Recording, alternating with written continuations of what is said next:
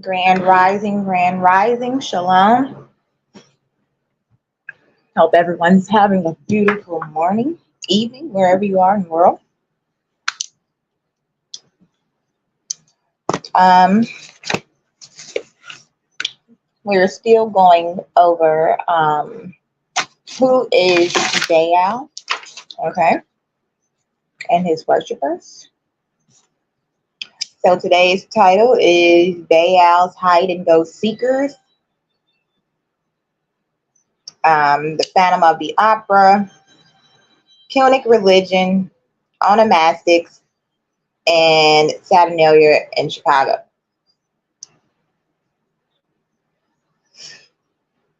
The gist of the um, live is you worship, you know not what. Hold on, let me put my incense in the incense holder.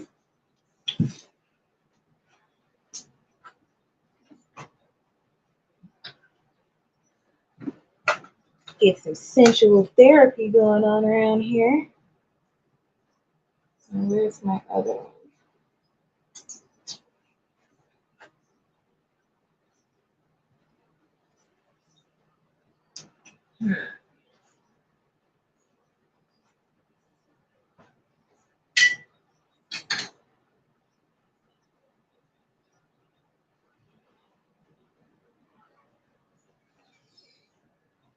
Okay, so I'm going to start off reading about binding and loosing, and we'll go over how the parents or anyone else, any magicians or wicked priests would bind people to the devil or any other demonic entity.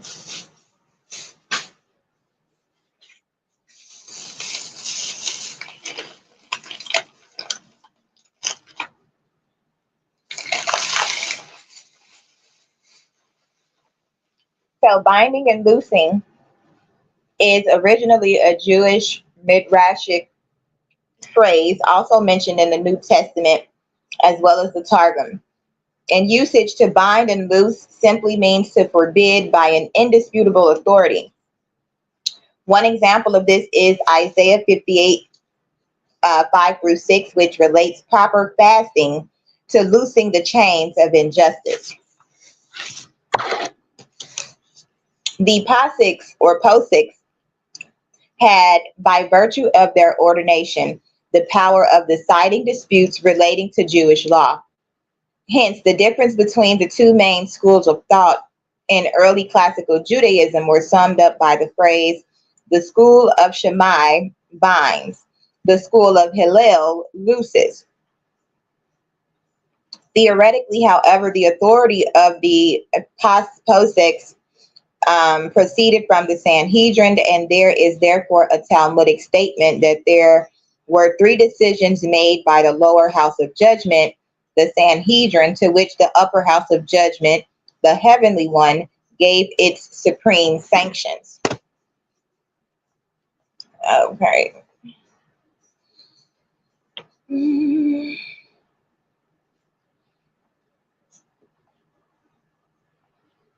Let's see. What is...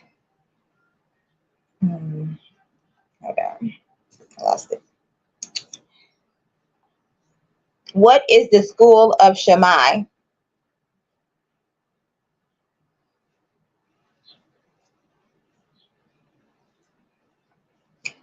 Shammai binds.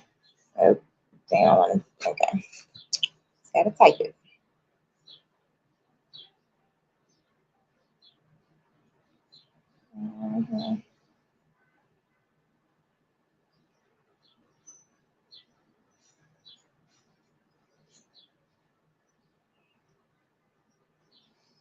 So, in general, be it Shammai's positions were stricter than those of Beit Hillel. It was said that the school of Shammai binds, the school of Hillel looses. On the few occasions when the opposite was true, Beit Hillel would sometimes later recant their position. In the Bible, Shammai HaZaken, the elder, born circa 50 BCE, was one of the leading Jewish sages of Palestine in his time. With the sage Hillel, he was the last of the Zagat, or pairs, these scholars that headed the Great Sanhedrin, the Jewish high court and executive body. Okay, so the claim that whosoever a disciple binds or looses on earth shall be bound or loosed in heaven, which the Gospel of Matthew attributes to Jesus and is still used commonly today in prayer. An effective method on account to Christianity. This is also the meaning of the phrase when it is applied in the text to Simon Peter and the other apostles, in particular when they are invested with the power to bind and loose by Christ. This also serves as the scriptural and traditional foundation for the Catholic Church's conception of papal authority, stemming from such an investiture of St. Peter, since according to Catholic doctrine, the popes are the successors of St. Peter.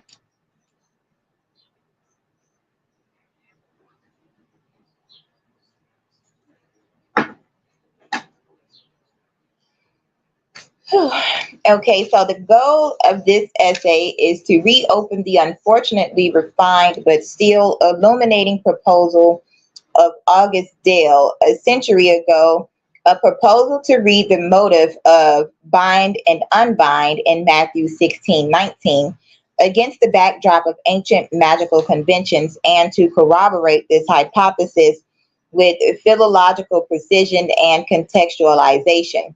The present study seeks to demonstrate how central the motive of bind and unbind was to most binding spells and amulets, and how the verbs, I guess that's the Hillel and the Shammai, seals and elves, ruel, whatever, and their cognates might have evoked the conventions of binding magic when heard in religious and ritual contexts.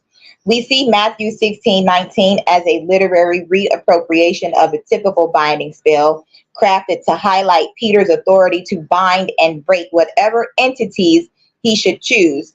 Jesus' guarantee that he, God, will unbind whatever target Peter unties is to be understood as a clear indication that Peter is endowed with an invincible potency over every other spiritual entity, symbolized by the power to break any binding spell. The security of the church against malevolent and harmful entities is further guaranteed by Christ's promise. If read in ancient binding magical conventions, Christ will give Peter as the key bearer may become a figure who can channel the full potency of the keyed object. Okay, this is Torah.org magic spell binding.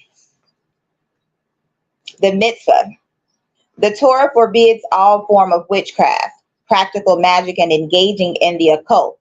Forbidden practices include divination through trances, kosiem, divining auspicious times through astrology, Mayonian, divining by omens, Menikesh, sorcery using magic, Meshach, whatever, using incantation, Shover, consulting mediums and oracles, Shoal of Vayed Oni, and communicating with the dead, Doresh Hamisim.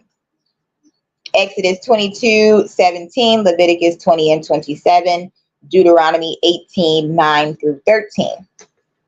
Egypt was the hotbed for witchcraft. 10 measures of witchcraft descended to the world. 9 were taken by Egypt. Talmud Kedushin 49b. Pharaoh's wizards sought to duplicate the divine miracles performed by Moshe in the 10 plagues that afflicted the idolatrous Egyptians. For some plagues, the sorcerers were successful, but they ultimately confessed that the supernatural phenomena were the finger of God. Witches and wizards, magic spells and potions, demons and spirits. The occult and forces of magic are a source of fascination for many people.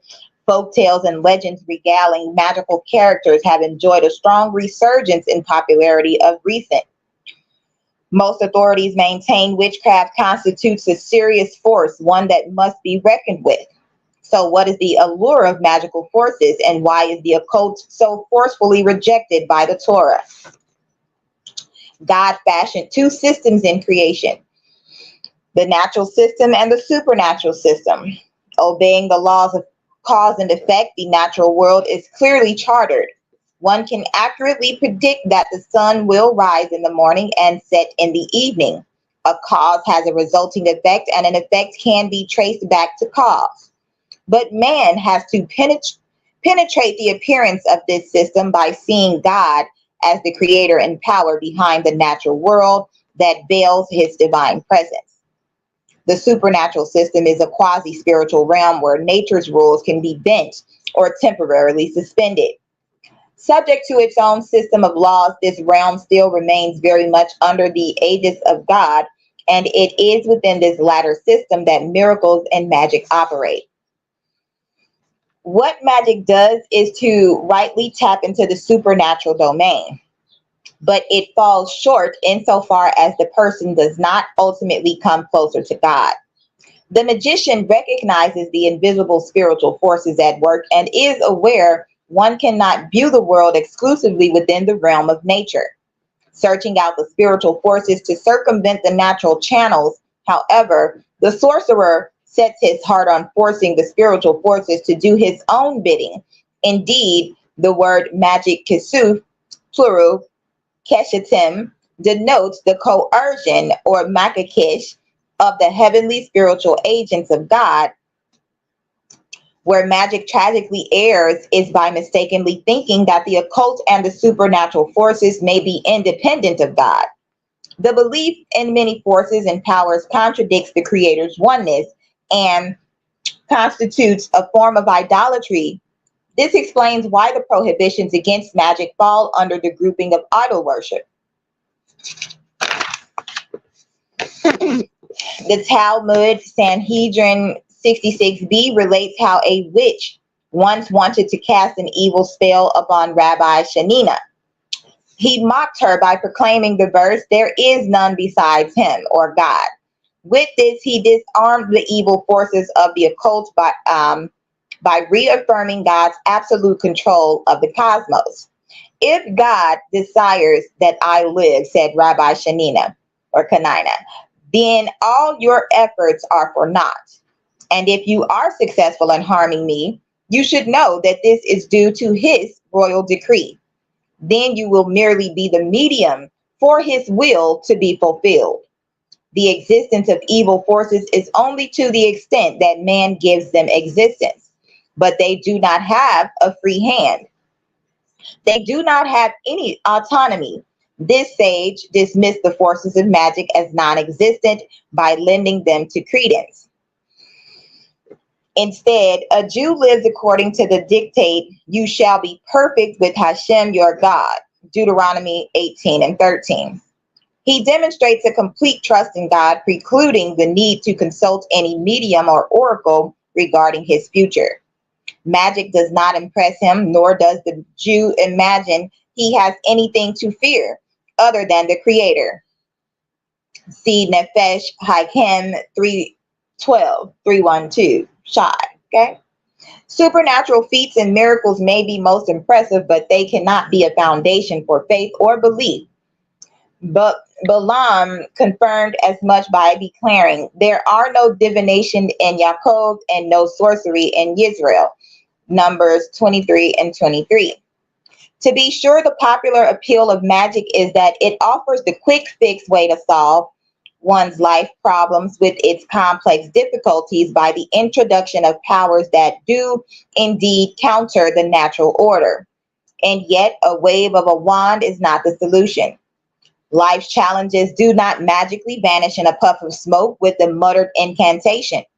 Fantasy may provide temporary relief and respite, but this avoids working out a long-term solution. All escapism does is to avoid dealing with the issues. Still, man must address his individual set of circumstances. He should apply his intellect over and above his imagination to come out with a sound, thought out conclusion. This requires tackling the harsh reality of living and using it as a springboard for spiritual growth within our designed environment. It is here in the natural world that we must work our magic, quote unquote, by relating directly to God, placing our trust in Him, and by performing the Torah's laws upon leaving Egypt. Deuteronomy 18:10. There shall not be found among you anyone that makes his son or his daughter to pass through the fire, or that uses divination, or an observer of times, or an enchanter, or a witch. NIV, let no one be found among you who sacrifices their son or daughter in the fire, who practices divination or sorcery, interprets omens, engages in witchcraft.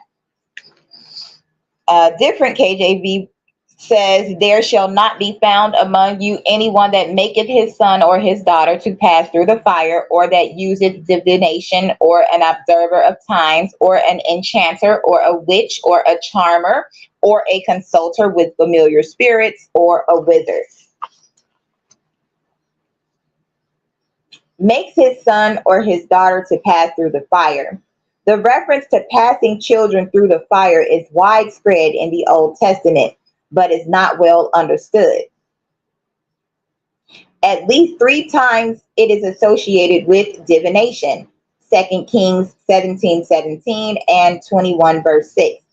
It is quite possible that the practice varied in different times and cultures.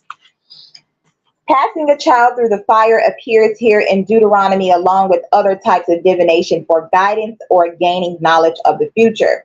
That fact argues strongly that at least sometimes the practice was used as part of a ceremony to determine the future. However, it is also possible that it was a sacrifice designed to appease the gods and bring about a favorable future. That certainly seems to be the case in 2 Kings 3 verse 26 through 27, when the king of Moab sacrificed his son because he was losing the battle.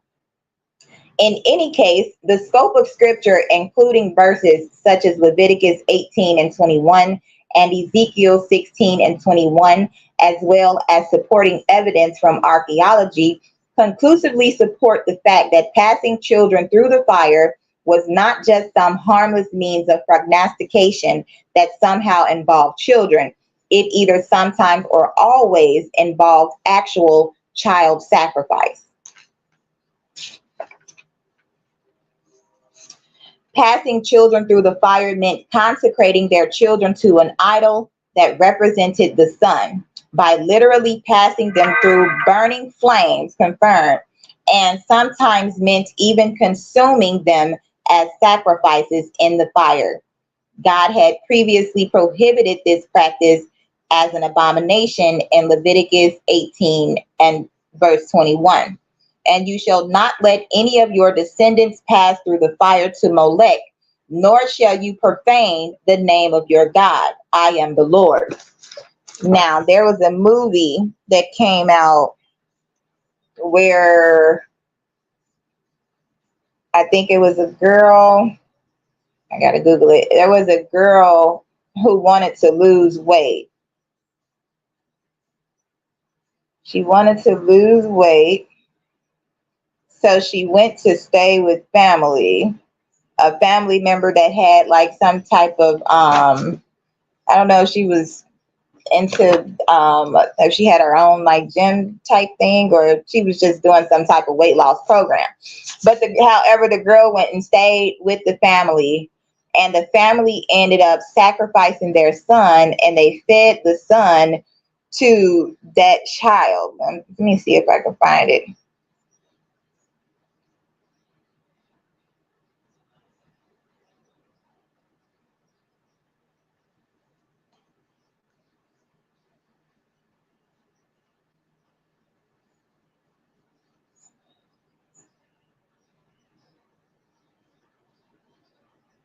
Starving in suburbia.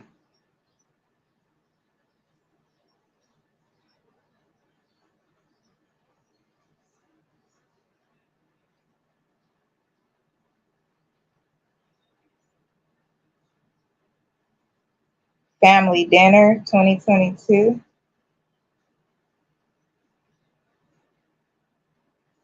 Let's see.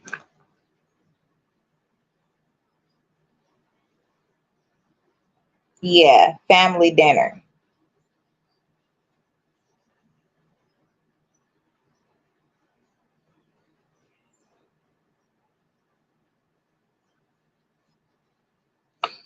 Okay, let me go to.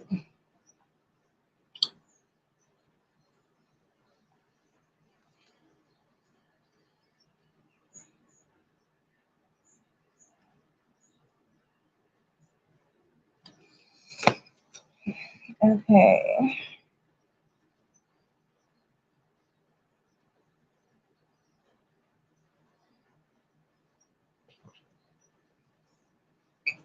Oh, excuse me. Okay. An insecure teen decides to spend Easter weekend at her aunt's remote farmhouse. However, soon after her arrival, she begins to suspect that something sinister is going on.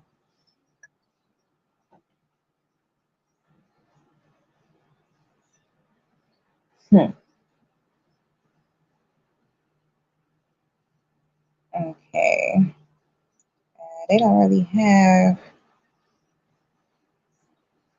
Okay, well, like I said, they ended up murdering the boy and feeding him to her. I don't remember how the end went. Mm. But yeah, the name of it is Family Dinner from 2022, and it's 96 minutes, and I'm on 96th Street. Very interesting. Okay, now Molech or Moloch, a Canaanite deity associated in biblical sources with the practice of child sacrifice. The name derives from combining the consonants of the Hebrew Melech, king, with the vowels of Boshet, shame. The latter often being used in the Old Testament as a variant name for the popular god Baal or Lord. In the Hebrew Bible, Molech is presented as a foreign deity who was at times illegitimately given a place in Israel's worship as a result of the synchronistic policies of certain apostate kings. The laws given to Moses by God expressly forbade the Jews to do what was done in Egypt or in Canaan. You shall not give any of your children to devote them by fire to Molech and to profane the name of your God. Leviticus 18:21. Yet kings such as Ahaz, 2 Kings 16 verse 3, and Manasseh, 2 Kings 21 verse 6, having been influenced by the Assyrians and reported to have worshipped Moloch, the hilled site of Topheth, outside the walls of Jerusalem. This site flourished under Manasseh's son, King Ammon, but was destroyed during the reign of Josiah the Reformer. And he defiled Topheth, which is in the valley of the sons of Hinnom, that no one might burn his daughter as an offering to Molech. Now, why did it just say daughter right there? Or maybe it was a miss because I did write it. Okay, so. Oh, so Molech, Molech, or Molech, Molek, is a word which appears in the Hebrew Bible several times, primarily in the book of Leviticus. The Bible strongly condemns practices that are associated with Moloch, which are heavily implied to be child sacrifice. Traditionally, the name Moloch has been understood as referring to a Canaanite god. However, since 1935, scholars have speculated that Moloch refers to the sacrifice itself, since the Hebrew word MLK is identical in spelling to a term that means sacrifice in the closely related Punic language. This second position has grown increasingly popular, but it remains contested.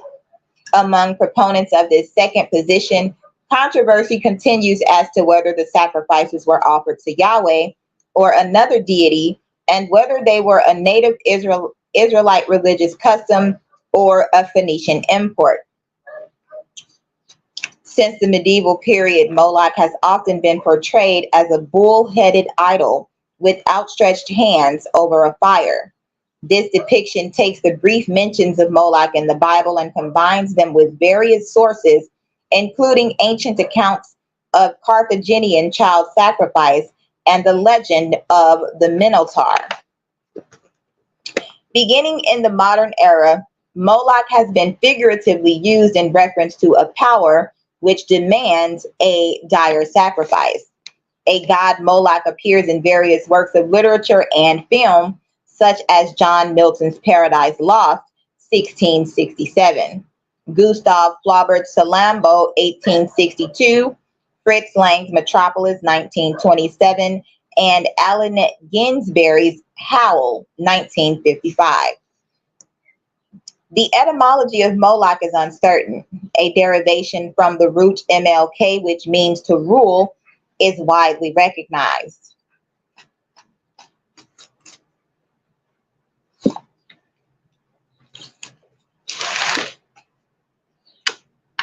Since it was first proposed by Abraham Geiger in 1857, some scholars have argued that the word Moloch has been altered by using the vowels of Boset, shame. Other scholars have argued that the name is a call particle from the same verb. R.M. Kerr criticizes both theories by noting that the name of no other god appears to have been formed from a call particle, and that Geiger's proposal is an out-of-date theory which has never received any factual support. Paul Mosca, professor emeritus at the University of British Columbia, similarly argued that the theory that a form Molek, M-O-L-E-K, would immediately suggest to the reader or hearer the word Boset rather than Quodes or Ohel is the product of 19th century ingenuity, not of Masoretic or pre-Masoretic tendentiousness. Scholars who do not believe that Moloch represents a deity instead compare the name to inscriptions in the closely related Punic language, where the word MLK, Molk, M-O-L-K, or M-U-L-K, refers to a type of sacrifice, a connection first proposed by Otto Esfelt, 1935. Esfelt himself, following John Baptiste Chabot, connected Punic MLK and Moloch to a Syriac verb MLK, meaning to promise. A theory also supported as the least problematic solution by Heath Durrell, 2017. Scholars such as W. von Soden argue that the term is a nominalized causative form of the verb yik, Y-I-K. I don't know if that's yik or yo.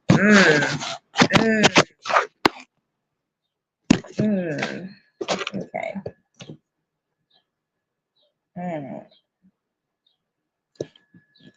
Okay. So that's either YLK or YIK, but I think it's YLK. So we have yolk, whelk, and milk. Milk, wilk, ilk. I don't know. Anyway. So, excuse me. Meaning to offer, present, and thus means the act of presenting or thing presented. Kerr instead derives both the Punic and Hebrew word from the verb MLK, which he proposes meant to own, to possess in Proto-Semitic, only latter coming to mean to rule. The meaning of Moloch would thus originally have been present I'm sorry, yeah, present, gift, and later come to mean sacrifice. Stavropolo reminded that Eisfeld's now familiar proposal was broader than commonly remembered, including both the act and the subject of sacrifice. The spelling Moloch, Moloch, follows the Greek Septuagint and the Latin Vulgate. The spelling Molech, Molech, or Molech, Molek, follows the Tiberian vocalization of the Hebrew, which Molech, Molech, used in the English King James Bible. Biblical attestations and the Masoretic text. The word Moloch occurs 8 times in the Masoretic text, the standard Hebrew text of the Bible. 5 of these are in Leviticus, with 1 in 1 Kings, 1 in 2 Kings, and another in the book of Jeremiah. 7 instances include the Hebrew definitive article ha, or the, or have a prepositional form, including the presence of the definitive article. All of these texts condemn Israelites to engage in practices associated with Moloch, and most associate Moloch with the use of children as offerings. Leviticus repeatedly forbids the practice of offering children to Moloch. And thou shalt not give any of thy seed to set them apart to Molech, neither shalt thou profane the name of thy God. I am the Lord. Leviticus 18:21. The majority of the Leviticus references come from a single passage of 4 lines. Moreover, thou shalt say to the children of Israel, whosoever he be of the children of Israel that giveth of his seed unto Molech, he shall surely be put to death. The people of the land shall stone him with stones.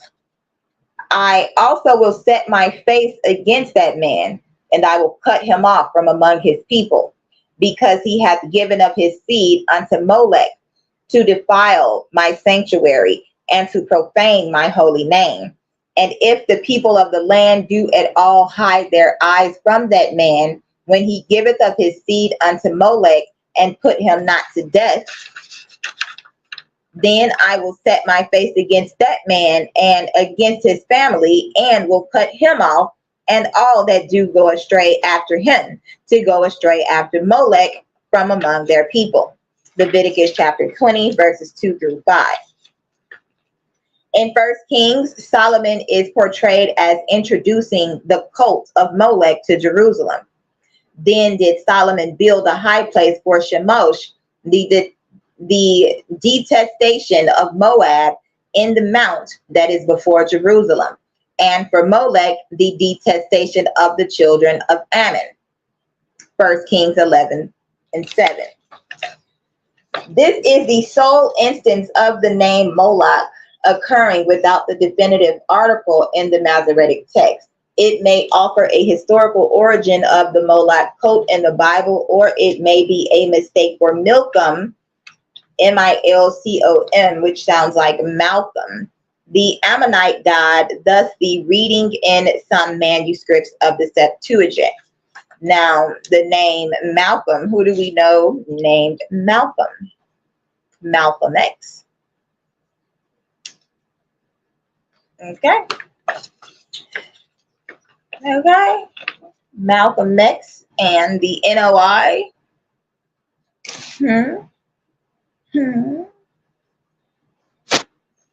So, in 2 Kings, Moloch is associated with the Tophet in the valley of Gehenna when it is destroyed by King Josiah. And he defiled Tophet, which is in the valley of the son of Hinnom, that no man might make his son or his daughter to pass through the fire to Molech. 2 Kings 23 and 10. The same activity of causing children to pass over the fire is mentioned without reference to Moloch in numerous other verses of the Bible, such as in Deuteronomy 12:13 and 18 and 10. Black cat. Okay. Hello, kitty. Good morning. Grand rising. Anyway, Where were we? 2 Kings 16, verse 3, chapter 17, verse 17, 17:31, and 21 and 6. 2 Chronicles 28 and 3 and 33 and 6. The book of Jeremiah 7:31 and 19, verse 5. And the book of Ezekiel, chapter 16, verse 21, chapter 20, verse 26, chapter 31, verses 23 and 37. Lastly, the prophet Jeremiah condemns the practices associated with Moloch as showing infidelity to Yahweh. And they built the high places of Baal, which are in the valley of the son of Hinnom, to set apart their sons and their daughters unto Molech, which I commanded them not, neither came it to my mind that they should do this abomination to cause Judah to sin. Jeremiah 32:35.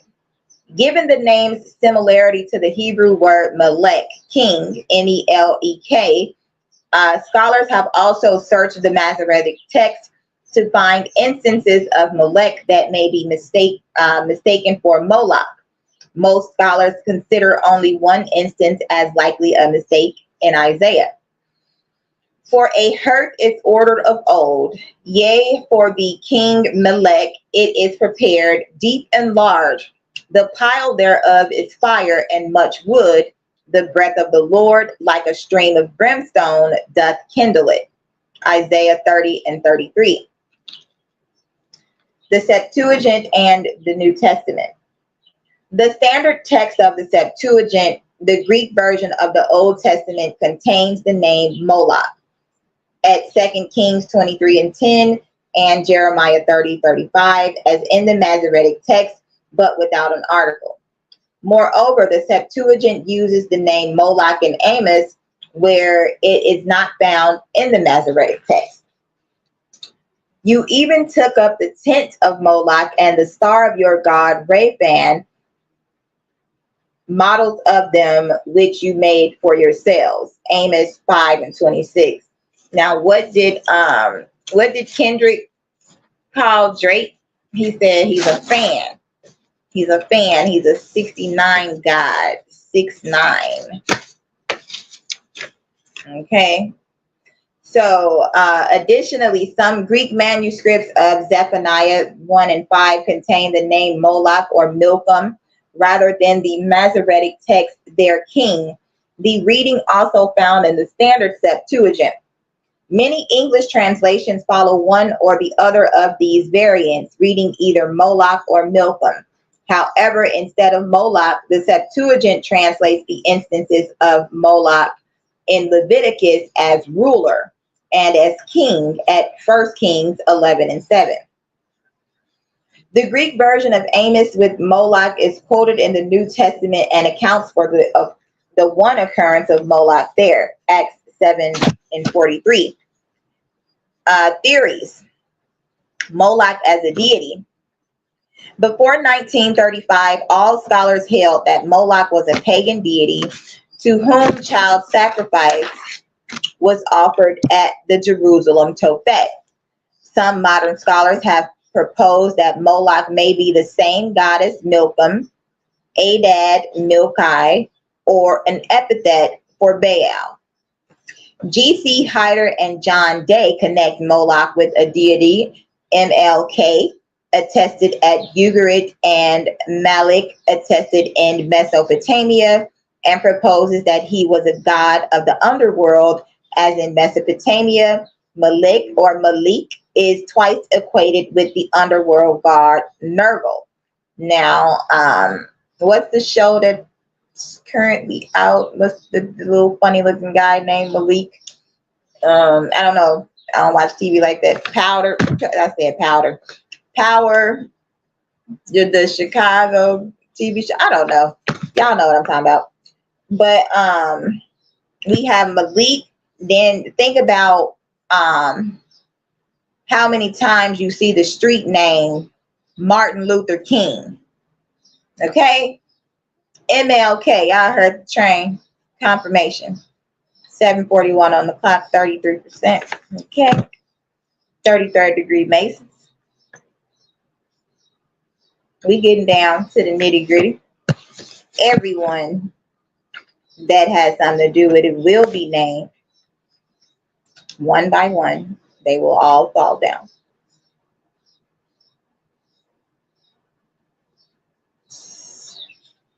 Okay, so Day also notes that Isaiah seems to associate Moloch with Sheol.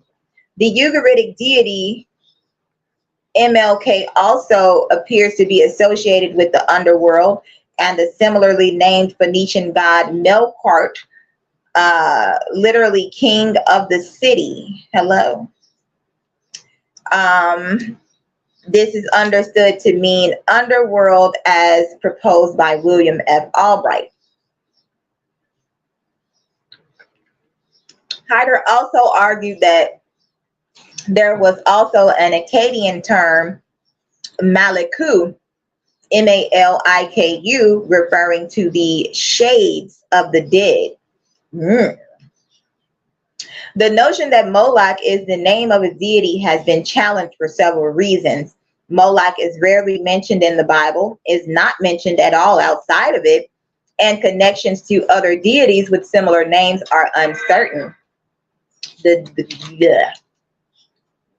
demon of many names, okay, the shapeshifter.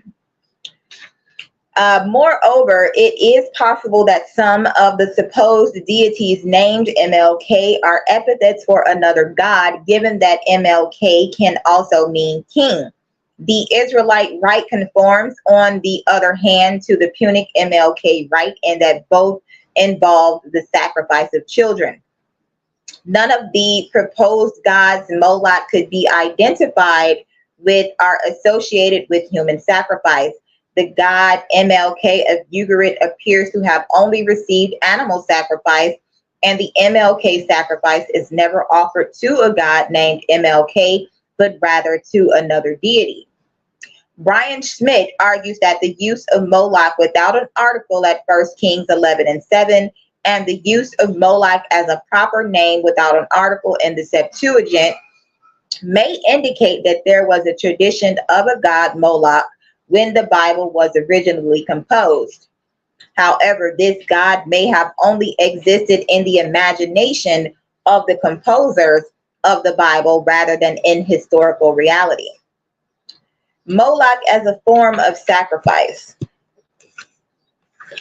In 1935, Otto Eisfeld proposed, on the basics of Punic inscriptions, that Moloch was a form of sacrifice rather than a deity. Punic inscriptions commonly associate the word MLK with three other words: MR, meaning lamb, B'(L), meaning citizen, and DM, meaning human being. BL and DM never occur in the same description and appear to be interchangeable. Other words that sometimes occur are BSR, or flesh.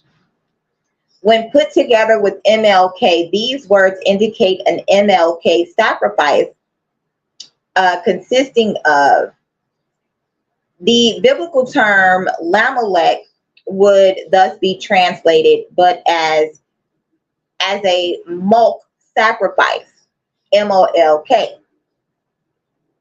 A meaning consistent with uses of the Hebrew preposition la elsewhere.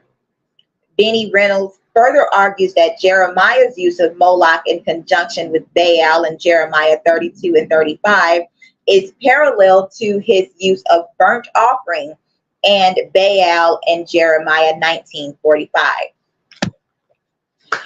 Whew. Now, this morning or last night, Spirit keeps bringing things to my remembrance. My mom dated a guy. His name was Shannon. He had a son, and his face was burnt. Okay, so I get this Freddy Krueger vibe.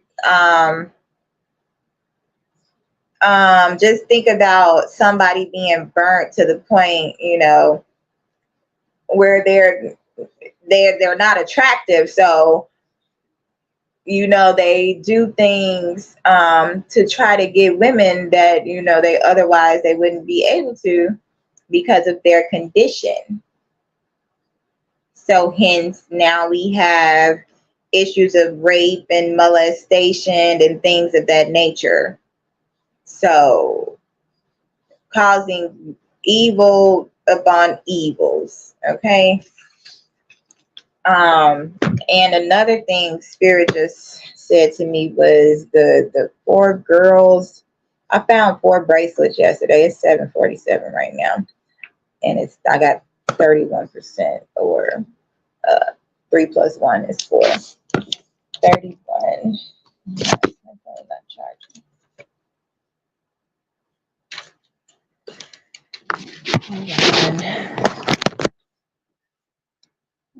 No, there we go. Okay, let me look it up.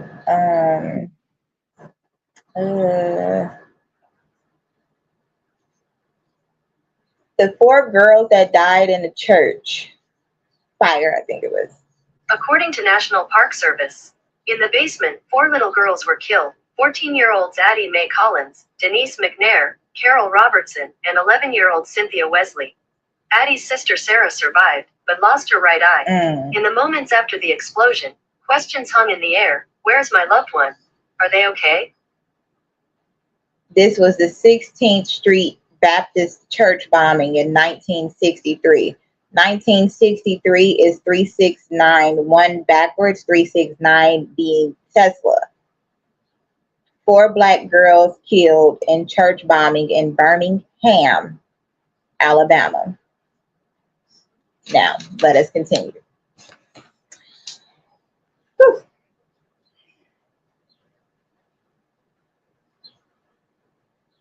So, the view that Moloch refers to a type of sacrifice was challenged by John Day and George Hyder in the 1980s. Day and Hyder argued that it was unlikely that biblical commentators had misunderstood an earlier term for a sacrifice as a deity, and that Leviticus chapter 20 verse 5 mention of whoring after Moloch necessarily implied that Moloch was a god. Day and Hyder nevertheless accepted that MLK was a sacrificial term in Punic, but argued that it did not originate in Phoenicia and that it was not brought back to Phoenicia by the Punic diaspora. More recently, Anthony Frendo argues that the Hebrew equivalent to Punic YLK, the root of Punic MLK, is the verb BR, or to pass over. That sounds like a bridge. I just had to cross over a bridge yesterday to get to the Calumet Park Beach. Okay. In Frendo's view, the means that the Hebrew Moloch is not derived from the same root as Punic MLK. What I just heard was London Bridge is falling down. Okay. Since Day's and Hyder's objections, a growing number of scholars have come to believe that Moloch refers to the Mulk, M-U-L-K, sacrifice rather than a deity. Francesca Stavrakopoulos argues that because both Hyder and Day accept Eisfald's interpretation of Phoenician Punic MLK as a sacrificial term, their positions are at once comprised by the possibility that biblical Molech, M-O-L-E-K-H, could well function in a similar way as a technical term for a type of sacrifice. She further argues that whoring after Moloch does not need to imply a deity, as MLK refers to both the act of sacrificing and the thing sacrificed, allowing an interpretation of whoring after the MLK offering. Heath Durrell argues that the translation of Leviticus chapter 20 verse 5 in the Septuagint, which substitute Greek archons, princes, for Moloch, Oh, yeah. Confirmation. Prince Lil Sean, Mr. False Prophet, Yeshua, Mr. Hammy Ham Ham. And Benny Reynolds further notes that at least one inscription from Tyre does not appear to mention MLK sacrifice, RES 367. Therefore, Day and Hyder are incorrect that the practice is unattested in Canaan or Phoenicia. Reynolds also argues that for further parallels. However, Durrell argues that the inscription is probably a modern forgery based on the unusual layout of the text and linguistic abnormalities, among other reasons. Among scholars who believe that Moloch refers to a form of sacrifice, debate remains as to whether the Israelite MLK sacrifices were offered to Yahweh or another deity. Armin Lang suggests that the binding of Isaac represents an MLK sacrifice to Yahweh in which the child is finally substituted with the sheep. It was always human sacrifice. The animals were just a toy. Okay? This opinion is shared by Stavropoulos, who also points to the sacrifice of Jephthah of his daughter as a burnt offering. Friendo, while he argues that Moloch refers to a god, accepts Stavropoulos' argument that the sacrifices in the Tophet were originally to Yahweh. Durrell argues that although MLK sacrifices were offered to Yahweh, they were distinct from other forms of human or child sacrifice from in the Bible, such as that of Jephthah, and were a foreign custom imported by the Israelites from the Phoenicians during the reign of Ahaz. As a divine title, because the name Moloch is almost always accompanied by the definitive article in Hebrew, it is possible that it is a title meaning the king, as it is sometimes translated in the Septuagint. In the 20th century, the philosopher Martin Buber proposed that Moloch referred to Melech Yahweh, Melekh. A similar view was later expressed by T. Romer in 1999. Brian Schmidt, however, argues that the mention of Baal in Jeremiah 32:35 suggests that the ruler could have instead referred to Baal, could have been referred to Baal. As a rite of passage, a minority of scholars, mainly scholars of Punic studies, has argued that the ceremonies to Moloch are in fact a non-lethal dedication ceremony rather than a sacrifice. These theories are partially supported by commentary in the Talmud and among early Jewish commentators of the Bible. Rejecting such arguments, Paolo, Zella, and Francesca Stavropoulos note that the Bible explicitly connects the ritual to Moloch at the Tophet with the verbs indicating slaughter, killing and sacrifice, deities eating the children, and Holocaust. Zella also refers to Carthaginian and Phoenician child sacrifice found referenced in Greco-Roman services. I'm sorry, I said services, sources. Religious interpretation in Judaism. The oldest classical rabbinical text, the Mishnah, 3rd century CE, and Talmud, 200 CE, include the Leviticus prohibitions of giving one's seed to Moloch, but do not clearly describe what this might have historically entailed. Early Midrash regarded the prohibition to giving one's seed to Moloch at Leviticus 21 and 18 as no longer applicable in a literal sense. The Mekhilta of Rabbi Ishmael explains that Moloch refers to any foreign religion, while Megillah in the Babylonian Talmud explains that Moloch refers to the Gentiles. Likewise, the late antique Targum Neotiti and the Targum Pseudo-Jonathan interpret the verse to mean a Jewish man having sex with a Gentile. Pause. The earlier Book of Jubilees, 2nd century BCE, shows that this reinterpretation was known already during the Second Temple period. Jubilees uses the story of Dinah to show that marrying one's daughter to a Gentile was also forbidden. Jubilees 30 and 10. Such non-literal interpretations are condemned in the Mishnah, Megillah 4 and 9. So we see here how the men of Israel basically exiled their own daughter slash sister. Why was Dinah not considered the 13th tribe? Oh, that she was raped. Just give her away to the man that raped her? What?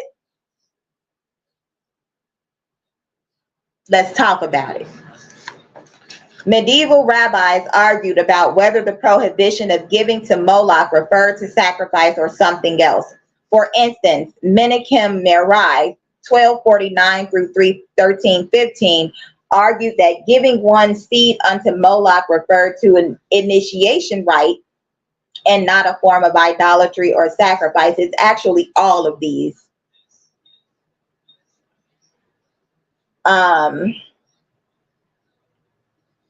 Other rabbis disagreed. The 8th or 9th century Midrash, Tanhuma B, gives a detailed description of Moloch worship in which the Moloch idol has the face of a calf and offerings are placed in its outstretched hands to be burned. This portrayal has no basis in the Bible or Talmud and probably derives from sources such as Diodorus Siculus on Carthaginian child sacrifice, as well as various other classical portrayals of gruesome sacrifice. The rabbis Rashi, 1040 to 1105, 1004, my auntie's birthday, 1105, my son's birthday. And Joseph ben Isaac Becker Shore, 12th century CE, may rely on Tanhuma B when they provide their own description of Moloch sacrifices in their commentaries. The medieval rabbinical tradition also associated Moloch with other similarly named deities mentioned in the Bible, such as Milcom, Milcom, Adramelech, and Anamelech. In Christianity, the church fathers only discuss Moloch occasionally, mostly in commentaries on the book of Amos or the Acts of the Apostles. Early Christian commentators mostly either used Moloch to show the sinfulness of the Jews or to exhort Christians to morality. Discussion of Moloch is also rare during the medieval period and was mostly limited to providing descriptions of what the commentators believed Moloch's sacrifice entailed. Such descriptions, as found in Nicholas of Lyra, 1270 to 1349, derive from the rabbinical tradition. During the Reformation, on the other hand, Protestant commentators such as John Calvin and Martin Luther used Moloch as a warning against falling into idolatry and to disparage Catholic practices. Jehovah's Witnesses understand Moloch as a god of worship of the state, following ideas first expressed by Scottish minister Alexander Hislop. Hislop. Candace, cousin Candace, Hislop. Sounds like something from a pig. Hislop. Okay. Anyway, 1807 to 1865. Moloch in art and culture. In art, images of Moloch did not grow popular until the 18th and 19th centuries, when Western culture began to experience a fascination with demons. These images tend to portray Moloch as a bull, Chicago, hello, or a lion-headed humanoid idol, sometimes with wings, with arms outstretched over a fire onto which the sacrificial child is placed.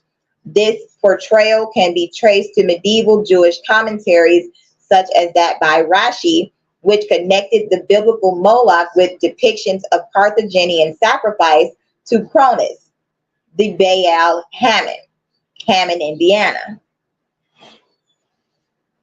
Found in sources such as Diodorus with George Foote and more, suggesting that the bull's head may derive from the mythological Minotaur. John S. Rundin suggests that further sources for the image are the legend of Talos and the brazen bull built for King Phalaris of the Greek city of Akragas. What's the name of that gas company?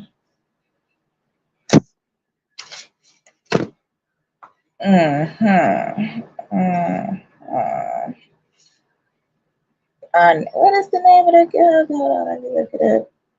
And at what is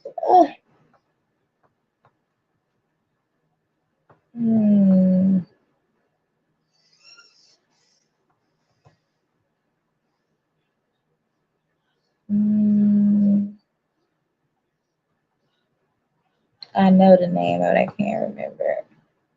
Or is it still the same name? Gas.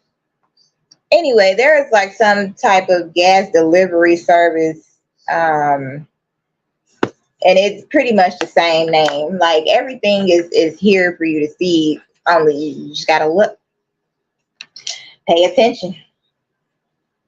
All the signs are there. Okay, so no, it's ConAgra. Yeah, let's see. Where is ConAgra Gas? 222 West Merchandise Mart Plaza, 1300 Chicago, Illinois, 60654. American Consumer Packaged Goods Holding Company, headquartered in Chicago.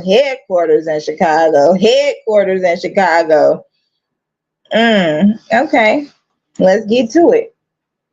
Exposing the seed of the serpent. Y'all know what it is. So, John S. Rundin suggests that further sources for the image are the legend of Talos and the brazen bull built for King Phalaris of the Greek city of Akragas on Sicily. He notes that both legends, as well as that of the Minotaur, have potential association with Shemitic child sacrifice. In contrast, William Blake portrayed Moloch as an entirely humanoid idol with a winged demon soaring above in his Flight of Moloch, one of his illustrations of Milton's poem on the morning of Christ's nativity. In literature, Moloch appears as a child-eating fallen angel in John Milton's epic poem Paradise Lost. Again, that's 1667, and the Satanic Cult, Anton LaVey. He is described as horrid king besmeared with blood of human sacrifice and parents' tears, and leads the procession of rebel angels. Later, Moloch is the first speaker at the Council of Hell and advocates for open war against heaven. Milton's description of Moloch is one of the most influential for modern conceptions of this demon or deity. Milton also mentions Moloch in his poem on the morning of Christ's nativity, where he flees from his grisly altars. Similar portrayals of Moloch as in Paradise Lost can be found in Frederick Gottlieb Klopstock's epic poem Messias or Messias 1748 to 1773, 1773, which is an area code of Chicago, and in Alfred Lord Tennyson's poem The Dawn, where Moloch represents the barbarism of past ages. In Gustav Flaubert's The Lambo, a historical novel about Carthage published in 1882, Moloch is a Carthaginian god who embodies the male principle and the destructive power of the sun. Additionally, Moloch is portrayed as the husband of the Carthaginian goddess Tanit. Sacrifices to Moloch are described at length in chapter 13. Again, chapter 13 in ConAgra being at 1300. I guess that's the number for their office. 13 being the number for death. Omen, Dinah, 13th tribe. So the sacrifices are portrayed in an Orient Orientalist and exoticized faction, with children sacrificed in increasing numbers to burning furnaces found in the statue of the god. Flaubert defended his portrayal against criticism by saying it was based on the description of Carthaginian child sacrifice in Diodorus Siculus. From the 19th century onward, Moloch has often been used in literature as a metaphor for some form of social, economic, or military oppression, as in Charles Dickens' novella, The Haunted Man, 1848, Alexander Kuprin's novel Moloch, 1896, and Allen Ginsberg's long poem Howl of 1956, where Moloch symbolizes American capitalism. Mind you, since I've gone through my spiritual ascension, I have been sent 3 military men, 3 unclean spirits from the sea. Mr. Marcus Vereen from Florida tried to blow up my house in Atlanta. Mr. Charles C., I guess supposed reincarnation of Tupac or some shit, MK Ultra image, and Mr. O'Darian Danish. Okay, Mr. Prince Lil Sean, Legion. Okay, the last prophet, or the last false prophet, shall we say. Okay. Now,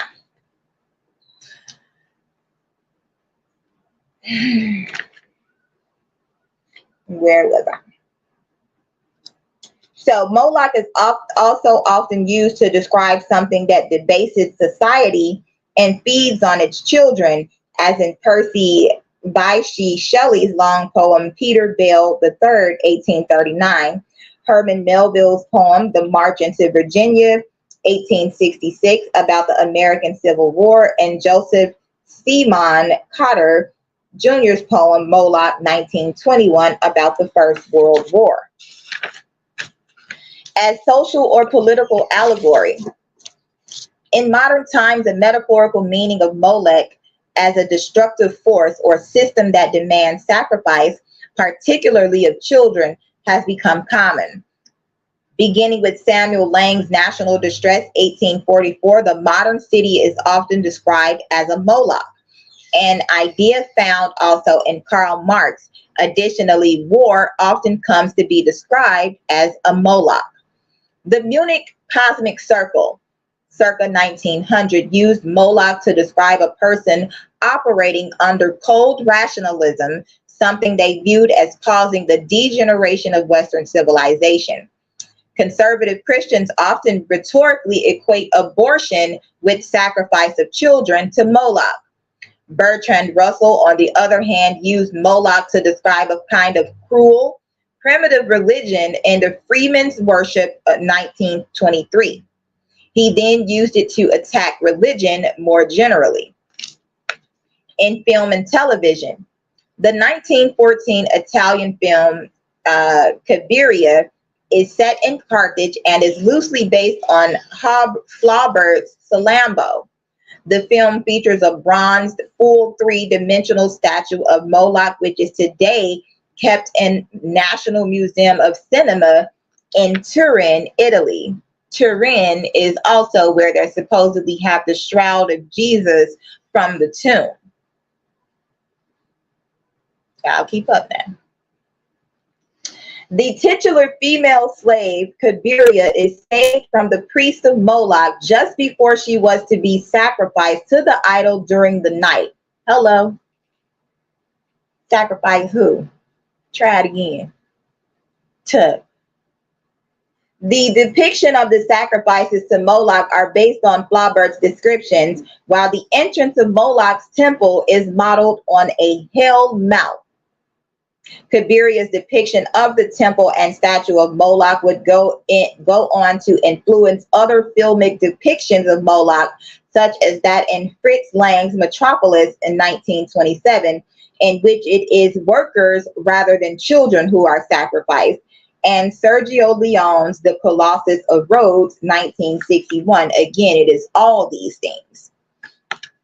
Moloch has continued to be used as a name for horrific figures who are depicted as connected to the demon or god, but often bear little resemblance to the traditional image. This includes television appearances in Stargate SGI as an alien villain in Buffy the Vampire Slayer, Supernatural, and Sleepy Hollow.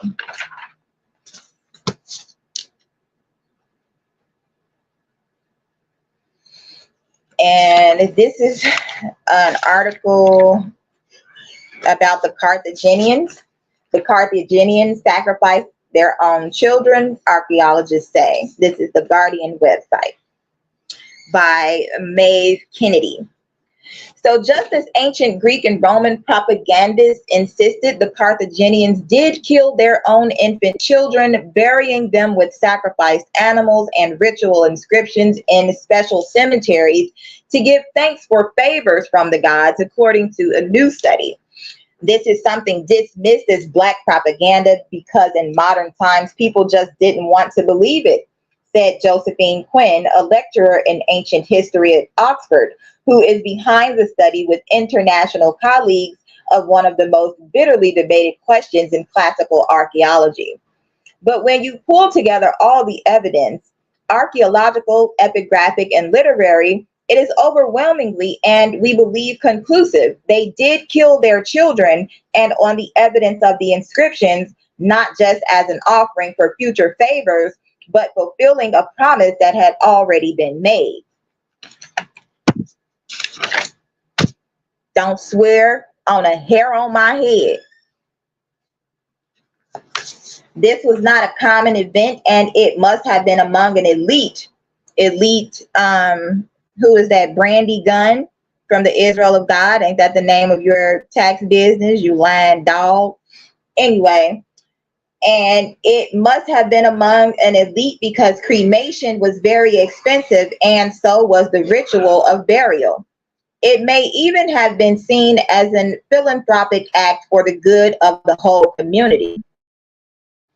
Argument has raged on the subject since cemeteries known as Tophet were excavated in the early 20th century on the outskirts of Carthage and modern Tunisia, and then at other Carthaginian sites in Sicily and Sardinia. The graves held tiny cremated bones carefully packed into urns, buried under tombstones, giving thanks to the gods. One has a carving which has been interpreted as a priest carrying the body of a small child. Confirmed. Some archaeologists and historians saw the finds as proving ancient accounts of child sacrifice. Others insisted they showed tender respect for cherished children who died before or soon after birth. Quinn and her colleagues, a group of Punic archaeologists and historians from Italy and the Netherlands, who published their findings in the journal Antiquity, where the argument has been rumbling on for several years, completely reject the latter theory. The inscriptions are unequivocal. Time and again, we find the explanation that the gods heard my voice and blessed me. It cannot be that so many children conveniently happened to die at just the right time to become an offering. And in any case, a poorly or dead child would make a pretty feeble offering if you're already worried about the gods rejecting it. Then there is the fact that the animals from the sites, which were beyond the question sacrificial offerings, are buried in exactly the same way, sometimes in the same urns with the bones of the children. Although hundreds of remains were found, there were far too few to represent all the stillbirth and infant deaths of Carthage. According to Quinn, there were perhaps 25 such burials a year for a city of perhaps 500,000 people. What is the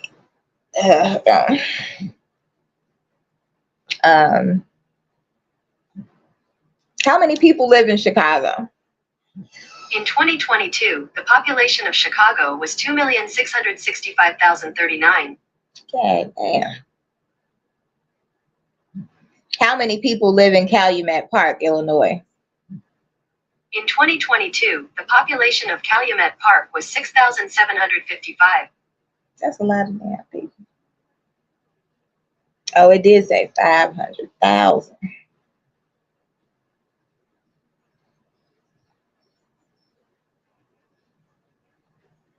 What city in the United States has a population of 500,000? According to World Population Review, Dallas and San Antonio each have populations of more than 1 million, while Fort Worth, Austin, and El Paso each have well over 500,000 residents. Houston, we have a problem. Okay. Although hundreds of remains were found there were far too few to okay, we read that. Next page. So the Roman historian Diodorus and other ancient historians gave graphic accounts of Carthaginian child sacrifice. There was in their city a bronze image of Cronus extending its hands, palms up and sloping towards the ground, so that each of the children, when placed thereon, rolled down and fell into a sort of gaping pit filled with fire. Are there any statues of Cronus in North America?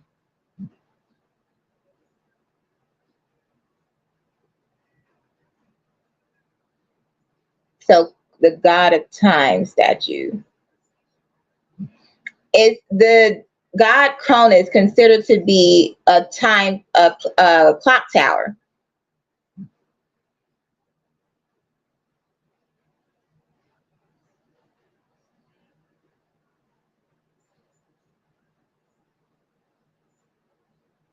Kronos, the leader and youngest of the first generation of Titans, the divine descendants of the primordial Gaia, Mother Earth, and Uranus, Father Sky, Uranus.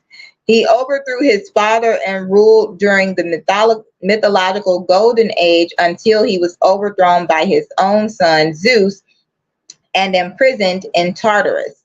According to Plato, however, the deities Phorcys, Cronus, and Rhea were the eldest children of Oceanus and Tethys. Cronus was usually depicted with a harp, a scythe, or a sickle, which was the instrument he used to castrate and depose Uranus, his father. In Athens, on the 12th day of the Attic month of Hecatombion, a festival called Cronia was held in honor of Cronus to celebrate the harvest, suggesting that as a result of his association with the virtuous Golden Age, Cronus continued to preside as a patron of the harvest. Cronus was also identified in classical antiquity with the Roman deity Saturn. So Diodorus even said that some citizens who bought children from poor people and reared them specially for sacrifice believed misfortunes had resulted because they had not sacrificed their own offspring. Orphans, the orphan train. Now, in the same issue as Quinn's Research, Antiquity is publishing a new paper on the same bones, insisting that the earlier study got the science of burnt infant bones wrong and therefore greatly overestimated the number who died before birth rather than being murdered in infancy. Quinn said many of her academic colleagues were appalled by her conclusions. The feeling that some ultimate taboo is being broken is very strong. It was striking how often colleagues, when they asked what I was working on, reacted in horror and said, "Oh no, that's simply not possible. You must have got it wrong." We like to think that we're quite close to the ancient world, that they were really just like us. The truth is, I'm afraid that they really weren't. They not like us. They not like us. They not like us. The Punic religion. Carthaginian religion or Western Mediterranean was a direct continuation of the Phoenician variety of the polytheistic ancient Canaanite religion. However, significant local differences developed over the centuries following the foundation of Carthage and other Punic communities elsewhere in North Africa, southern Spain, Sardinia, western Sicily, and Malta from the 9th century BC onward. After the conquest of these regions by the Roman Republic in the 3rd and 2nd centuries BC, Punic religious practices continued surviving until the 4th century AD in some cases. As with most cultures of the ancient Mediterranean, Punic religion suffused their society, and there was no stark distinction between religious and secular spheres. Sources on Punic religion are poor. There are no surviving literary sources, and Punic religion is primarily reconstructed from inscriptions and archaeological evidence. So pretty much they're hiding the evidence, like God don't see them, like God not gonna tell on them, expose them for who they are and where they are. You can't hide from God. You cannot hide. Hide and go seek. Found you. I know where your seat is. 122 on the clock, on them 22, blue 22. Flag on the play. Somebody get the ref. Hit the choir, y'all. Anyway, so an important sacred space in Punic religion appears to have been the large open-air sanctuaries known as tophets in modern scholarship, in which urns containing the cremated bones of infants and animals were buried. There is a long-running scholarly debate about whether child sacrifice occurred at these locations, as suggested by Greco-Roman biblical sources. The Punics derived the original core of their religion from Phoenicia, but also developed their own pantheons. The poor quality of the evidence means that conclusions about these gods must be tentative.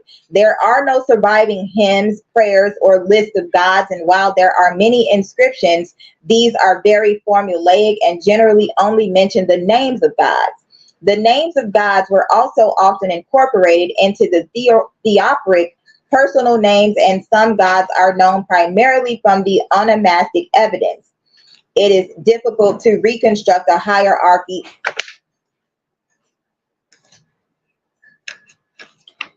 It is difficult to reconstruct a hierarchy of the Carthaginian gods. It was common for the pantheons of Phoenician cities to be headed by a divine couple entitled Baal, Lord, and Baalat, Lady, which were the names of what's his name from Atlanta, New York, HOI, House of Israel. The girl was from Atlanta. She called herself Baalat, and her husband, damn it, what was his name? Shit. We got Zabak, Chief Ephraim, and Shawapar. So we had Baal and his wife in Atlanta trying to sacrifice people's kids. 1, 2, 4 on the clock. 1 and 24 elders on y'all ass. Where y'all at now? Everybody quiet. So it was common for the pantheons of Phoenician cities to be headed by a divine couple entitled Baal, Lord, and Baalat, Lady. At Carthage, this divine couple appears to have consisted of the god Baal Hammon and the goddess Tanit, who appear frequently in inscriptions from the Tophet of Salambo, with which they seem to have been especially associated. From the 5th century BC, Tanit begins to be mentioned before Baal Hammon in inscriptions and bears the title Face of Baal, Penny Baal, Penny wise, confirmed. perhaps indicating that she was seen as mediating between the worshiper and Baal Hammon.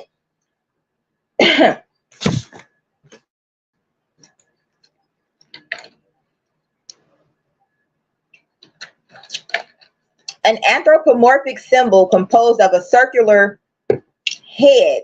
Now, if you follow me on Facebook, I posted a picture that I took of this church that's down the street, and there was no head on the the Jesus or whatever the saint's supposed to be on the window. His head was gone, but it was like a stained glass, picture, but it was specifically the head was missing, which was very odd to me.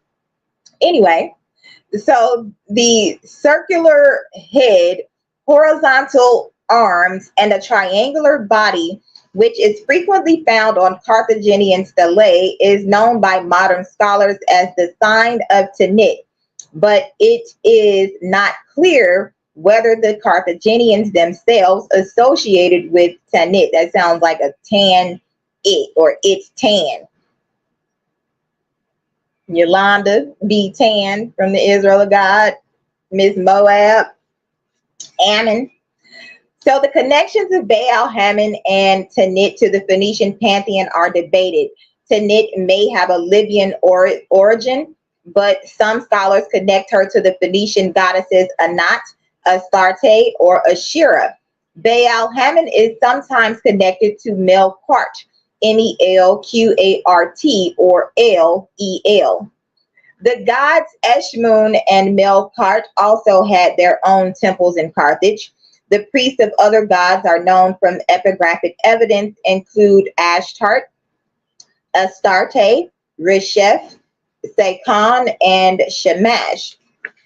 Different Punic centers had their own distinct pantheons. In Punic Sardinia, Sid or Sid Babi, Sid the Squid, known to the Romans as Sardis Pater and apparently an indigenous deity, received worship as the son of Melqart and was particularly associated with the island Haiti,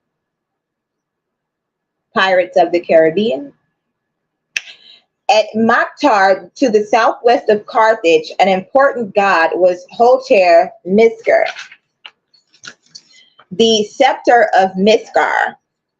At Leptis Magna, a number of unique gods are attested, many of them in Punic language, Punic Latin bilingual inscriptions, Pig Latin, such as El Gon Ares, Milcastart, Hercules. Milcastart is another name for Hercules, and Shadrapha or Liber Pater. Inscriptions in the Tophet at Matya in western Sicily, as in Carthage, frequently refer to Baal Hammon, but do not refer to Tanit at all.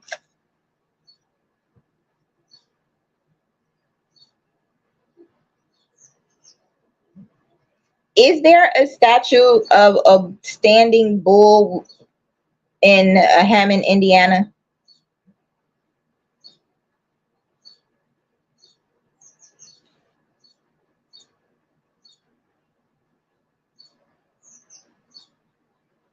Landmark man of steel sculpture to get restored after years of neglect. What is that?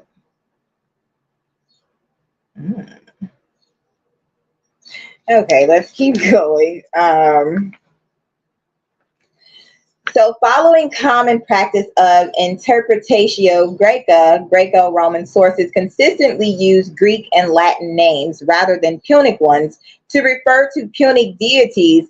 They typically identify Baal Hammon with Kronos or Saturn, Tanit with Hera or Juno Calestis, and Melqart with Hercules, and Astarte with Venus or Aphrodite. Although the Etruscan Punic bilingual pyrgi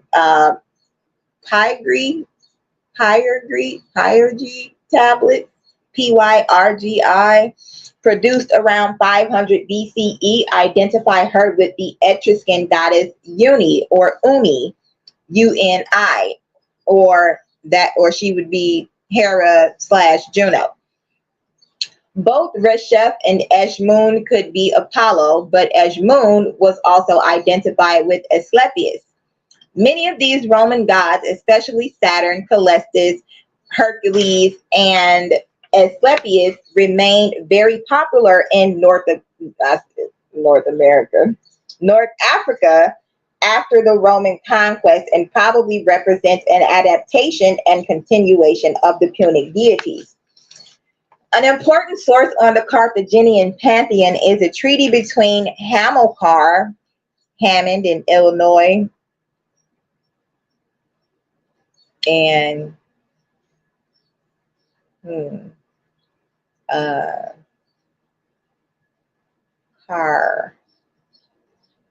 Carson is what I heard. City named Carson. According to Wikipedia, Carson City is an independent city and the capital of the U.S. state of Nevada. There are more than a dozen communities named Carson in the United States, sprinkled across Alabama, California, Iowa, Kentucky, Louisiana, Maine.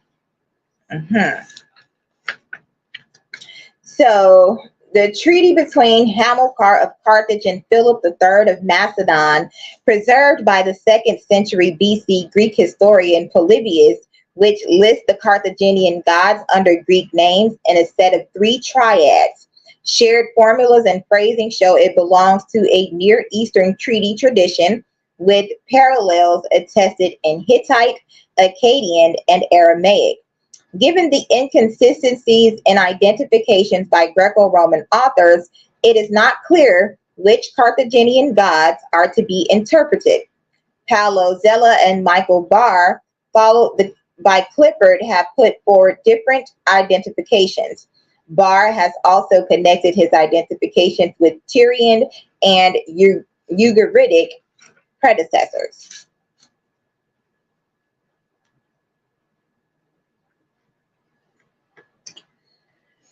The Carthaginians also adopted the Greek cults of Persephone, or Kore, and Demeter in 396 BCE. There's the Tesla number again, as a result of a plague that was seen as divine retribution for the Carthaginian desecration of the goddesses' shrines at Syracuse. Nevertheless, Carthaginian religion did not undergo any significant Hellenization. The Egyptian deities Bes, Bastet, Isis, Osiris, and Ra were also worshipped. What is the secret to Tesla number 369?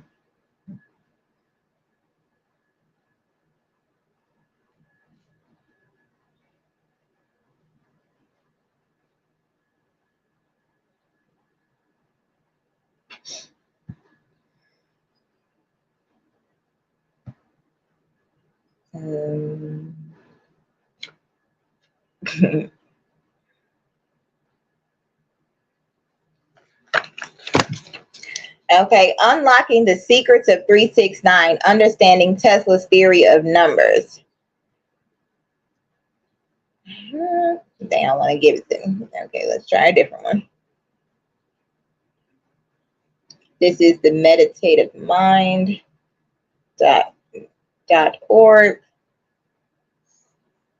It is a soundscape in the 396 hertz frequency.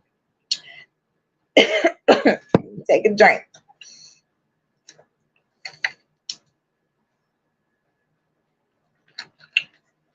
And again, I'm on 96th Street. Okay. Tesla's private journals, which were unsealed after his death. My mom sent me to school for pregnant girls when I got pregnant with my daughter in high school, named Tesla. That was on 69th Street. Her dad also lived on 69th Street. My brother, Nicholas, died on 69th Street. Y'all want to keep going? You dirty rat. You killed my brother. Let's go. He would often work on problems for extended periods of time, and during these sessions, he would jot down 3, 6, and 9 as a reminder to himself to take a break. It has been speculated that the number 3, 6, and 9 had a hidden meaning for Tesla. Backwards is all set. Migos. And that he used it as a way to unlock the mysteries of the universe. Some experts believe that the numbers are linked to the Fibonacci sequence, while others believe that they are a code for a secret project that Tesla was working on. Whether or not the numbers had a hidden meaning for Tesla, one thing is certain: they continue to fascinate people to this day. A connection to the divine. Some people believe that Tesla's obsession with the number 3, 6, and 9 was more than just a mathematical curiosity. They believe that Tesla was trying to connect with a higher power, Ahaya, Ahayah, and that the numbers 3, 6, 9, and 9 were a key to this connection. Some experts believe that Tesla was trying to connect with the divine, and that the numbers 3, 6, and 9 were a code for this connection, i.e. 666, 999, what's his name? Juice World or Jews World. Others believe that Tesla was trying to tap into a hidden power source that could be used to create a new source of energy. Whatever Tesla's true intentions were, there is no denying that the number 3, 6, and 9 had a special meaning for him. Also a big number, the threes, of course, with the Illuminati. The secret of the universe. Tesla was a lifelong believer in the power of the number 3, 6, and 9. He believed that these numbers were the key to unlocking the secrets of the universe.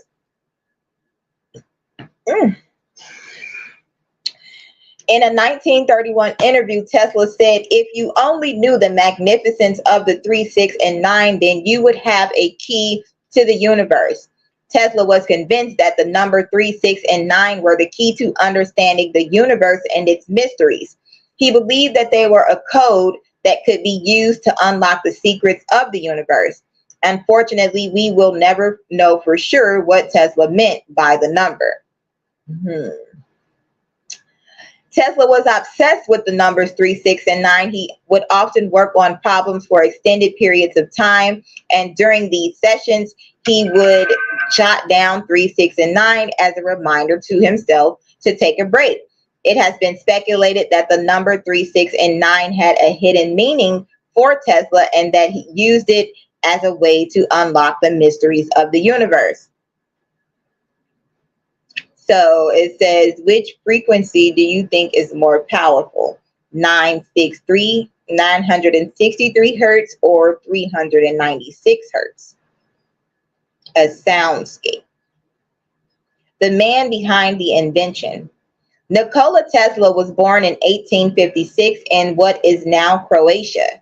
He was a gifted child who showed an aptitude for science and mathematics from a very young age.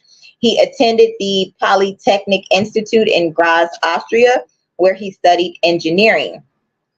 After graduation, he worked for a short time in the Austrian government, but he soon decided to move to the United States to pursue his dream of becoming an inventor. In 1884, again, 88 being the number for time travel, it is right now 8:40, and I have 84% on my phone. Okay, Tesla arrived in New York City with only 4 cents in his pocket. He quickly found work as an engineer, and he soon caught the attention of Thomas Edison, one of the most famous inventors of the time. Edison hired Tesla to work for him, and the two men quickly became rivals. Tesla and Edison's rivalry came to a head in 1886. When Tesla quit Edison's company after a disagreement over resources and funding. Tesla struck out on his own, and he soon became one of the most famous inventors in the world. In 1891, Tesla filed for a patent for his invention of the Tesla coil, which is a type of transformer used in electrical circuits, hence Transformers, the movie. The Tesla coil is still used today in radios, TVs, and other electronic devices. In 1893, Tesla presented a paper at the Columbia Historical Society in which he described his plans for a world system, quote unquote, of wireless communication. This system would allow people to communicate with each other without the need for wires. The following year, Tesla patented the Tesla turbine, a brushless, water-cooled engine that was more efficient than the steam engines of the time. He also founded the Tesla Electric Light Company, which was later renamed the Tesla Company. In 1895, Tesla demonstrated his invention of radio by sending a radio signal across the Atlantic. This was the first time that radio had been used to communicate over such a long distance. In 1899, Tesla moved to Colorado Springs, Colorado, where he built a laboratory. It's Dexter's laboratory. He's the smartest boy you've ever seen. But did he expose his experiments to smithereens? Dexter's lab, huh? There, he conducted experiments on the transmission of electrical power without wires. He also experimented with high-frequency currents, which he believed could be used to treat medical conditions.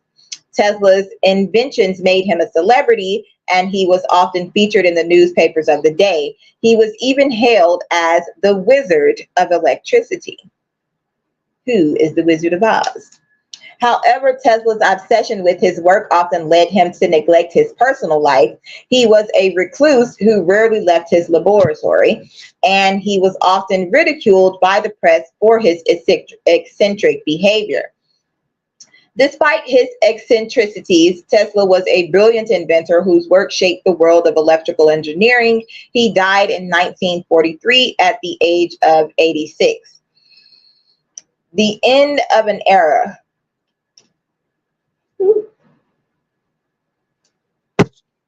Tesla's obsession with the number 3, 6, and 9 came to an end shortly before his death.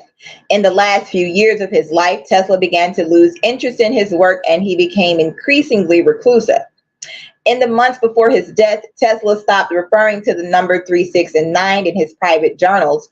Some believe that this was because Tesla had finally cracked the code that he was looking for. Others believe that Tesla had simply lost interest in his work. Whatever the reason, Tesla's obsession with the number 3, 6, and 9 came to an end shortly before his death. Tesla took his secrets to the grave with him, and we may never know the true meaning of the numbers. Okay, so there is very little evidence for a Punic mythology, but some scholars have been seen as original Carthaginian myth behind the story of the foundation of Carthage. So what we have here is a lot of changing the documents, changing, they flip-floppers, okay, hip-hoppers and flip-floppers. They change their names, AKA, okay, think about the Masons and Eastern Stars. Why do they call themselves AKA? Also known as what? Whatever I want to be, whenever I want to be it. I'm from here today, I'm from there tomorrow. I'm an African today, I'm an American tomorrow. I'm white today, I'm black tomorrow. Okay, so this is reported by Greek and Latin sources, especially Josephus and Virgil. Oh my God, what happened to Virgil? In this story, Alyssa, or Ditto, flees Tyre after her brother King Pygmalion, the pig, murders her husband, a priest of Melkart, and establishes the city of Carthage. So we have a male murdering cult of women and a female murdering cult of men, and everybody killing the babies, so it don't even matter. Anyway, Eventually, Alyssa Ditto burns herself on a pyre. Some scholars connect this and other instances of self-immolation in historical accounts of Carthaginian generals with Tophet rituals.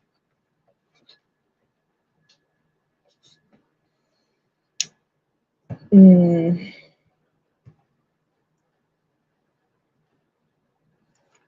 What is a pyre? Here's the definition of pyre: a heap of combustible material, especially one for burning a corpse as part of a funeral ceremony. Practices and priesthood. The Carthaginians appear to have had both part-time and full-time priests, the latter called KHNM, similar KHN or Kanim, Kohen, cognate with the Hebrew term Kohen, led by high priest called RB KHNM, Rabbi Kohanim. So lower ranking religious officials attached to specific sanctuaries included the chief religious officials attached to specific sanctuaries. I said that twice. Included the chief of the gatekeepers, Mr.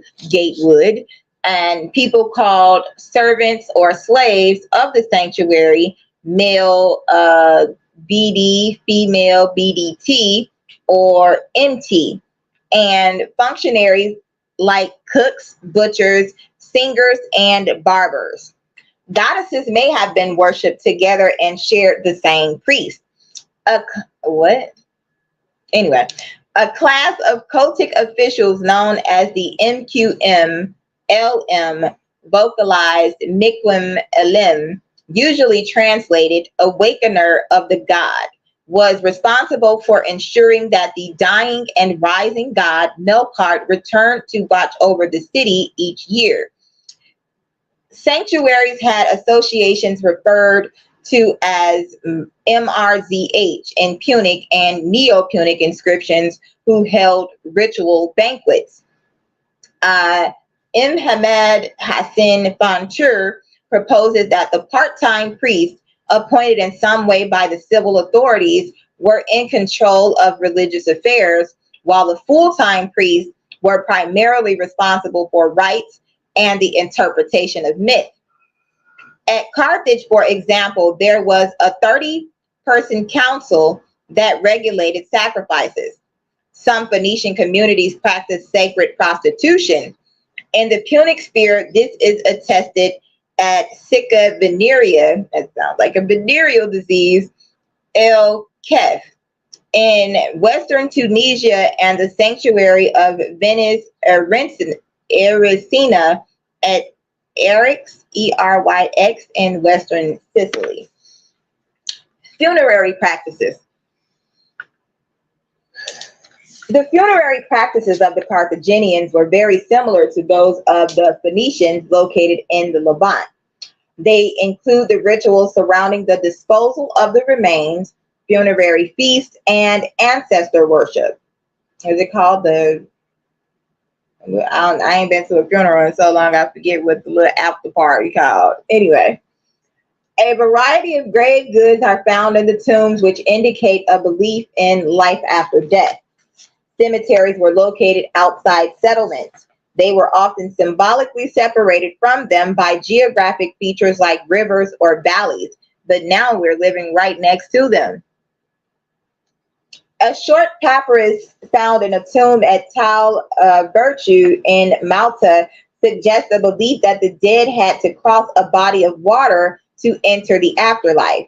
Tombs could take the form of fosse, or rectangular graves cut into the earth, or bedrock.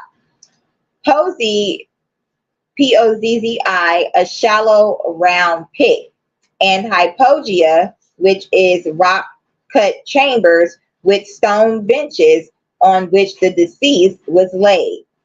There are some built tombs, all from before the 6th century BC. Tombs are often surmounted by small funerary stelae and bacillus. At different times, Punic people practiced both cremation and inhumation. Until the 6th century BCE, cremation was the normal means of disposing of the dead. In the 6th century BCE, cremation was almost entirely superseded by inhumation. Thereafter, cremation was largely restricted to infant burials. This change is sometimes associated with the expansion of Carthaginian influence in the Western Mediterranean, but exactly how and why this change occurred is unclear. Around 300 BC, cremation once again became the norm, especially in Sardinia and Ibiza. Cremation pits have been identified at Gades in Spain and Montserrat in Sardinia.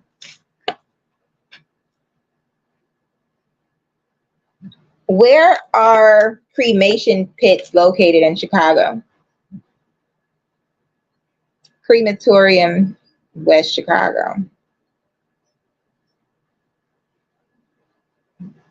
Chicagoland cremation options, Schiller Park, Precious Embers cremations, 10133 South Prospect, Cremation Society of Illinois, 1344 East 55th Street, 55th and Hyde Park, Affordable Cremations in Oak Lawn, Cage Memorial Chapel Funeral, In Touch Funeral and Cremation, Caring Cremations, Inclusive Funeral Care, Avalon Cremation Care, Cremation Society of Illinois, Christian Funeral Home Cremation Service, Anello Funeral and Cremation, Animal Cremation Society, Compassionate Care Pet Aquamatic. Come on now. Smith Cochran Cremation Service, Blake Lamb Funeral Home Cremation Service.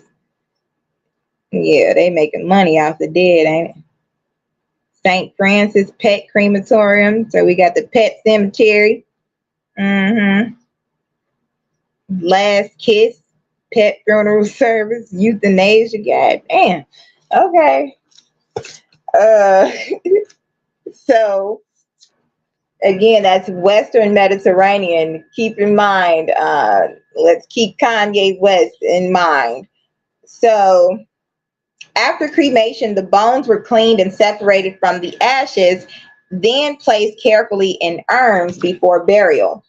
At Hoya de los Rastros near Ayamonte in Spain, for example, the bones were arranged in order in their urns so that the feet were at the bottom and the skull at the top.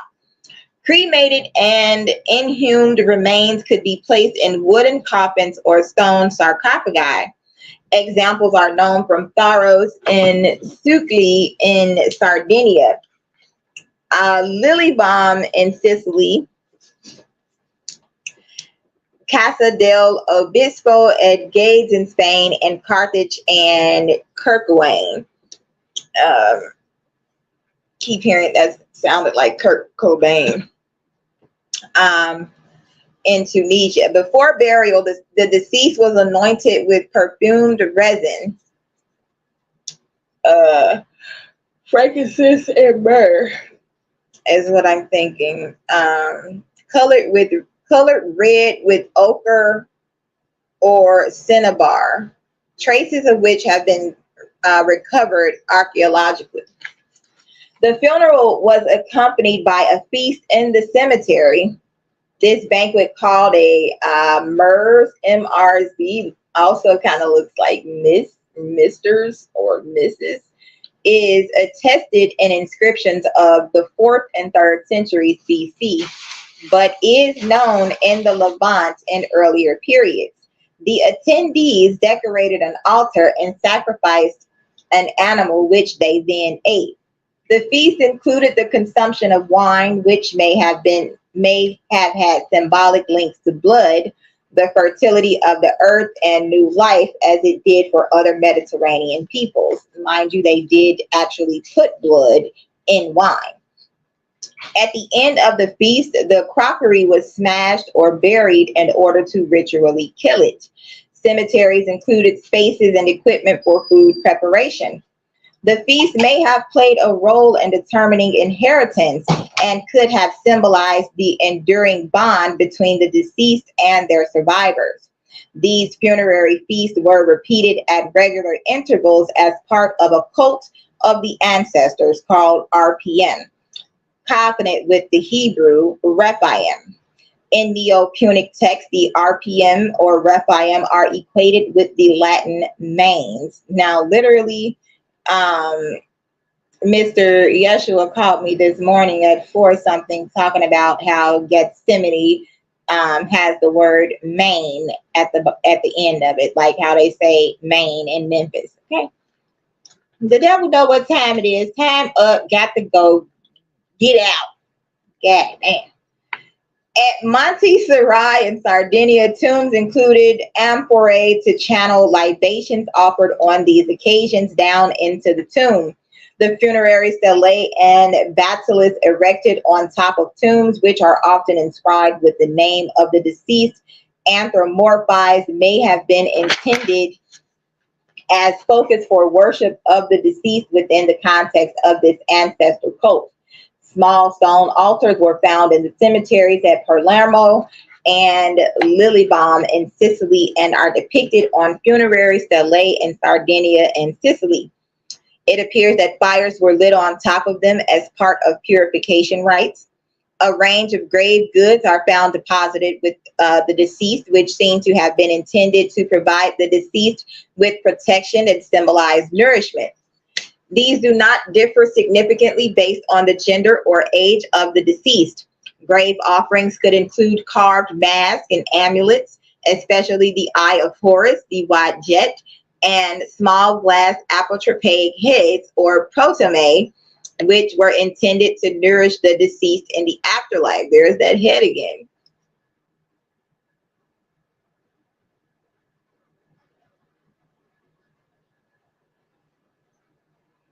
Oh, greetings, Balance. You said there is a city, Carthage, where in Texas?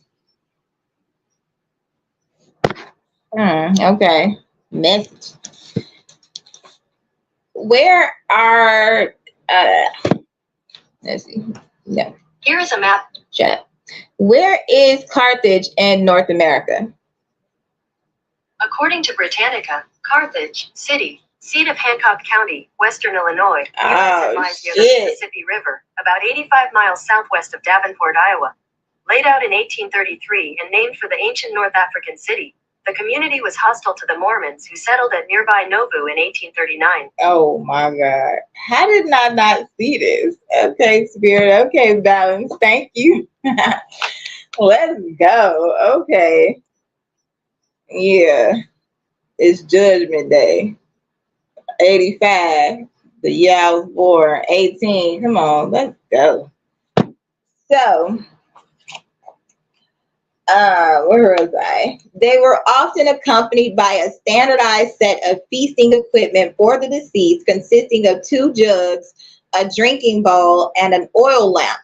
Oil and perfume may have been intended to provide the deceased with heat and light. Chickens, chicken, get your chicken here. Chickens and their eggs were particularly frequent offering and may have represented the soul's resurrection or transition to the afterlife in Punic thought. Oh, Lord. Razors left next to the head of the deceased may indicate that the corpse was shaved before burial or an expectation that priests would continue to shave in death as they had in life. That makes me think about Candyman and razors. I don't even know what I don't know. Something about Halloween candy, and remember how they always say check your candy because they put razors in the candy or something like that. I don't know. I'll figure it out later. But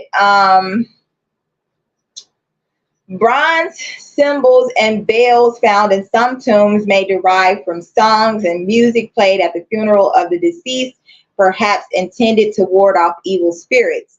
Terracotta figurines of musicians are found in graves, and depictions of them were carved on funerary stelae and on razors deposited in the grave. Almost all these musicians are female, suggesting that women had a particular role in this part of the funeral. Most play the drums, kithara, or aloes. Oh, Miss Drummer, the lady I used to work for in Atlanta, who was a copycat. What was her name? Tapara. Let's see.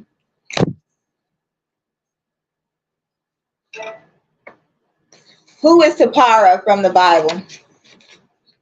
I ain't say Tamara. Who was Tapara from the Bible? According to Quora, Tahaka was the king of Ethiopia.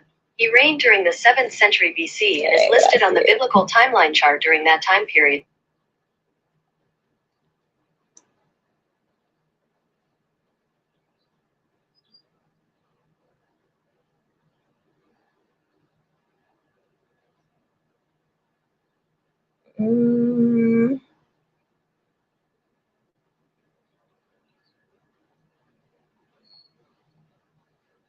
Hold on. She was a thorn in my side.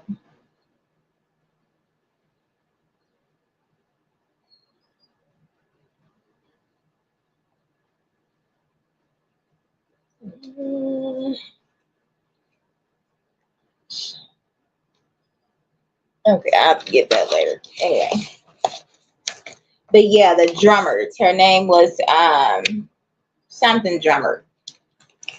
And so the funerary iconography.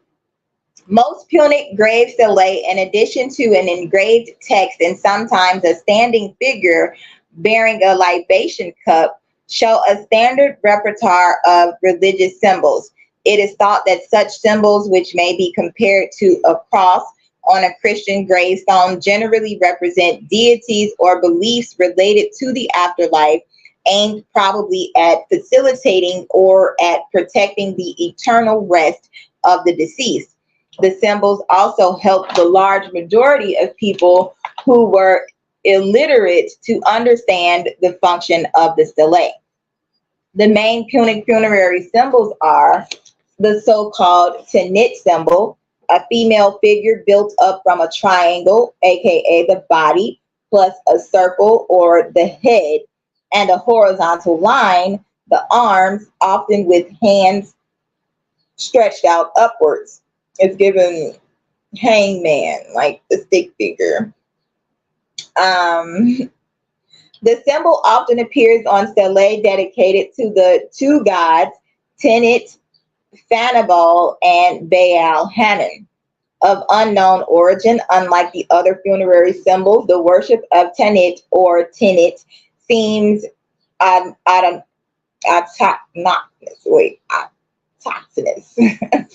It is found hardly anywhere else but in Punic culture. Little is known about Tanit, but she is considered to be a symbol of fertility and abundance. The Tanit symbol also looks very similar to the Egyptian Ankh symbol, a symbol of life. The Tanit symbol is found most often in the Neo-Punic period after 146 BC. The crescent and crescent and disc.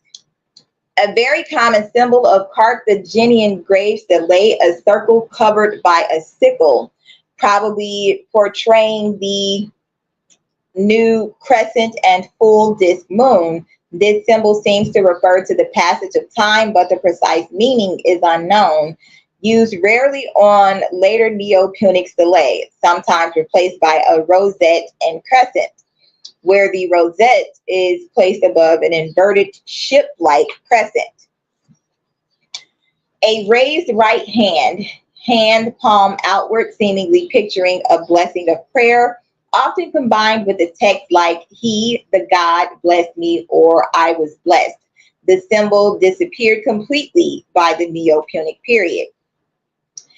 A caduceus or messenger staff, it basically consists of three elements from below to a top stem, a circle, and a U shape, maybe adopted from the caduceus of the Greek god Hermes, who was a guide to the netherworld.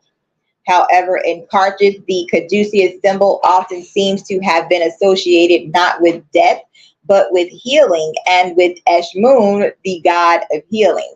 The symbol was common in the 4th, 2nd century BCE, but became ever more rare in the Neo-Punic period. A standard usually used pairwise, one of the two standards placed at left and the other one at the right of a central picture.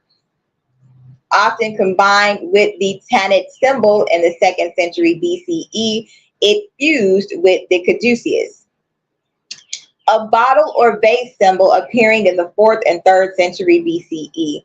Attempts to interpret it have been widely varying, but there seem to be parallels with an Egyptian sign picturing the grave of Osiris, which has led to speculation that the symbol expressed the hope of personal renewal in the afterlife. Sacrifice and dedications. Animals and other valuables were sacrificed to propitiate the gods. Such sacrifices had to be done according to strict specifications, which are described on 9 surviving inscriptions known as sacrificial tariffs.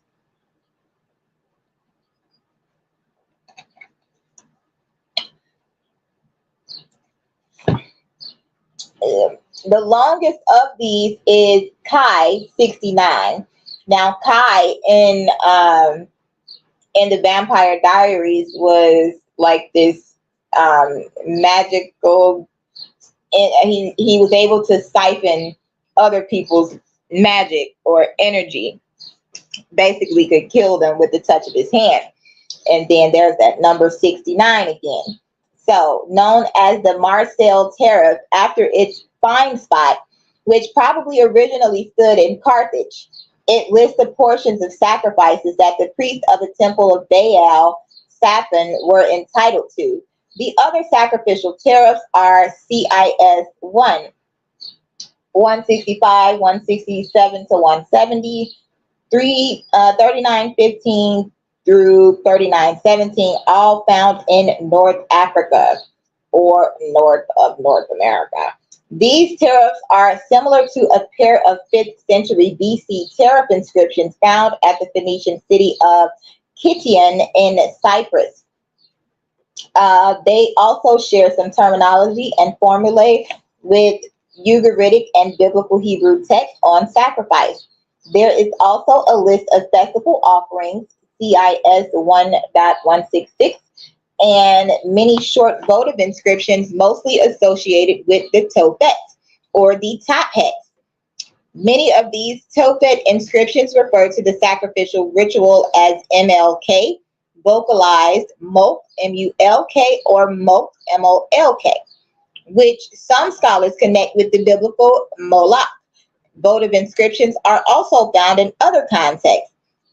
A long inscription on 8th century BC bronze statuette found at Seville dedicates it to Athart Kai the 5294. A 5th century BC inscription Kai 72 from Ephesus records the dedication of a temple first to Rasap or Asap, R-A-S-A-P, Melkart, and then to Tenets and Gag, by a priest who states that the process involves making a vow. A stele erected at Carthage in the mid-2nd century BC by a woman named Abibaal shows the sacrifice of a cow's head by burning on an altar. The details of the image show continuity with much earlier Near Eastern sacrificial rituals. Libations and incense also appear to have been an important part of sacrifices based on archaeological finds. a custom attested at Byblos by the Greek author Lucian of Samosata that those sacrificing to Melkart had to shave their heads may explain ritual razors found in many Carthaginian tombs.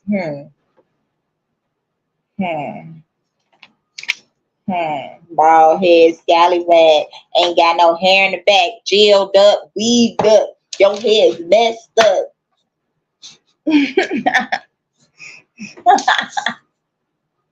I'm sorry, I'm dead. I'm live, I'm dead, I'm asleep. So, Tophet and child sacrifice. Various Greek and Roman sources describe and criticize the Carthaginians as engaging in the practice of sacrificing children by burning. Classical writers describe some version of child sacrifice to Chrono or Baal Hammon, include the Greek historians Diodorus Siculus and Clitarchus, as well as the Christian apologists Tertullian and Orosius.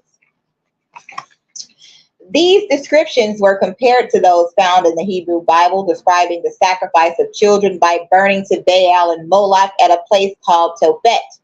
The ancient descriptions were seemingly confirmed by the discovering of the so-called Tophet of Salambo in Carthage in 1921, which contained the urns of cremated children. However, modern historians and archaeologists debate in the reality and extent of this practice. Some scholars propose that all remains at the Tophet were sacrificed, whereas others propose that only some were. Archaeological evidence. The specific sort of open-air sanctuary described as a Tophet in modern scholarship is unique to the Punic communities of the Western Mediterranean. Over 100 Tophets have been found throughout the Western Mediterranean, but they are absent in Spain. The largest Tophet discovered was the Tophet of Salambo at Carthage. The Tophet of Salambo seems to date to the city's founding and continued in use for at least a few decades after the city's destruction in 146 BCE. No Carthaginian text survived that would explain or describe what rituals were performed at the Tophet. When Carthaginian inscriptions refer to these locations, they are referred to as BT, the BT's Danville Housing Authority. Okay, confirmed. And Mr. Antoine Woods. Yeah, that part. So, when Carthaginian inscriptions refer to these locations, they are referred to as BT or temple or sanctuary or QDS, meaning shrine, not Tophets. This is the same word used for temples in general.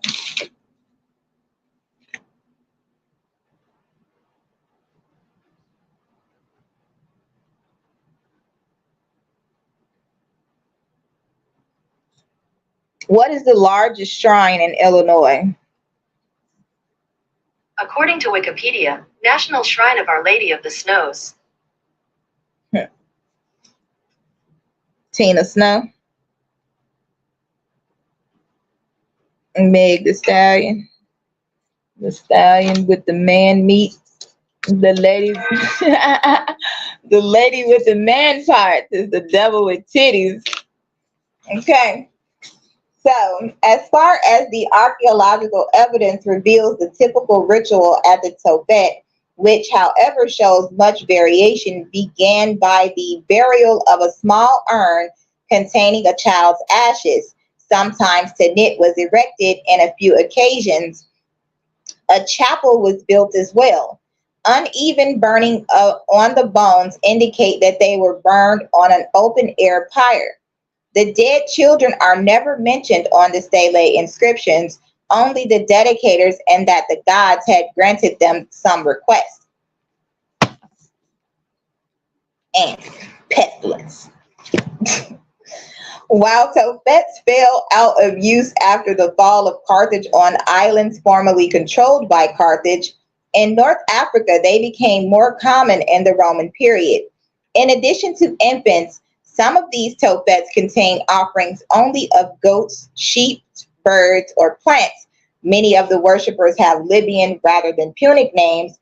Their use appears to have declined in the 2nd and 3rd centuries CE. Controversy. The degree and existence of Carthaginian child sacrifice is controversial and has been ever since the Tophet of Salambo was discovered in 1920. Some historians have proposed that the Tophet may have been a cemetery for premature or short-lived infants. 2:15 on the clock, Mr. Satan. Oh, my brain, my brain, my brain. Okay. Cemetery dedicated to children and infants in Illinois.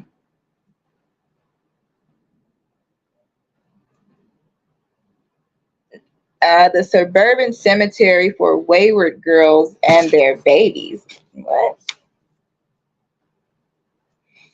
It was the tiny cemetery of 51 graves on what was once part of the 94-acre property of the Illinois State Training School, ISTS.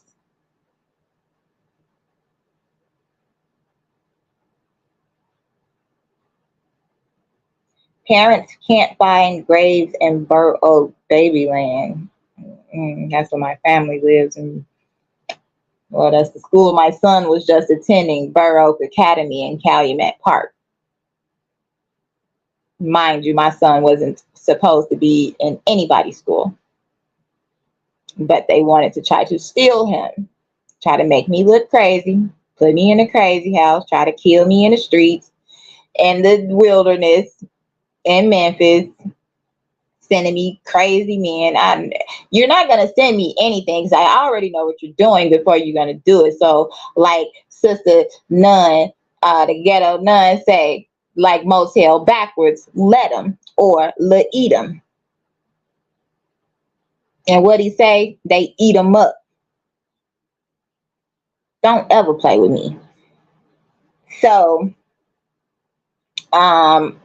many cemeteries have a section dedicated to infants, stillborns, and young children. Often it's called Babyland, Babylon. Oh, y'all are fucked up now. Orphaned and abandoned infants and children. This 3-acre park was the culmination of more than a decade's worth of efforts by local citizens and amateur historians. Woodlawn Cemetery, Carbondale, Illinois. Hospital dedicates part of cemetery for the unborn, Chicagoland. Michael Cemetery in Palatine, where my cousin Mary lives at with her mixed seed grandbabies. Yeah, I'm on all that. I want all the smoke. I got problems with everybody.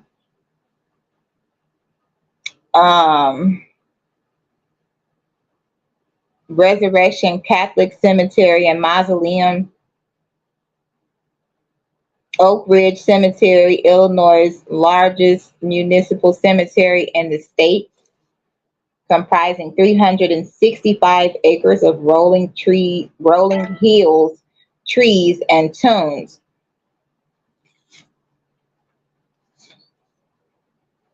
Children's memorials, the Catholic cemeteries. Evergreen Cemetery, Bloomington, Illinois.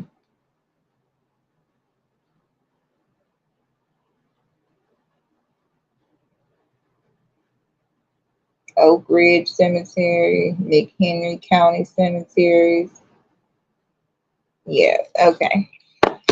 So, the Greco-Roman authors were not eyewitnesses, contradict each other on how the children were killed and describe children older than infants being killed as opposed to the infants found in the Tophets.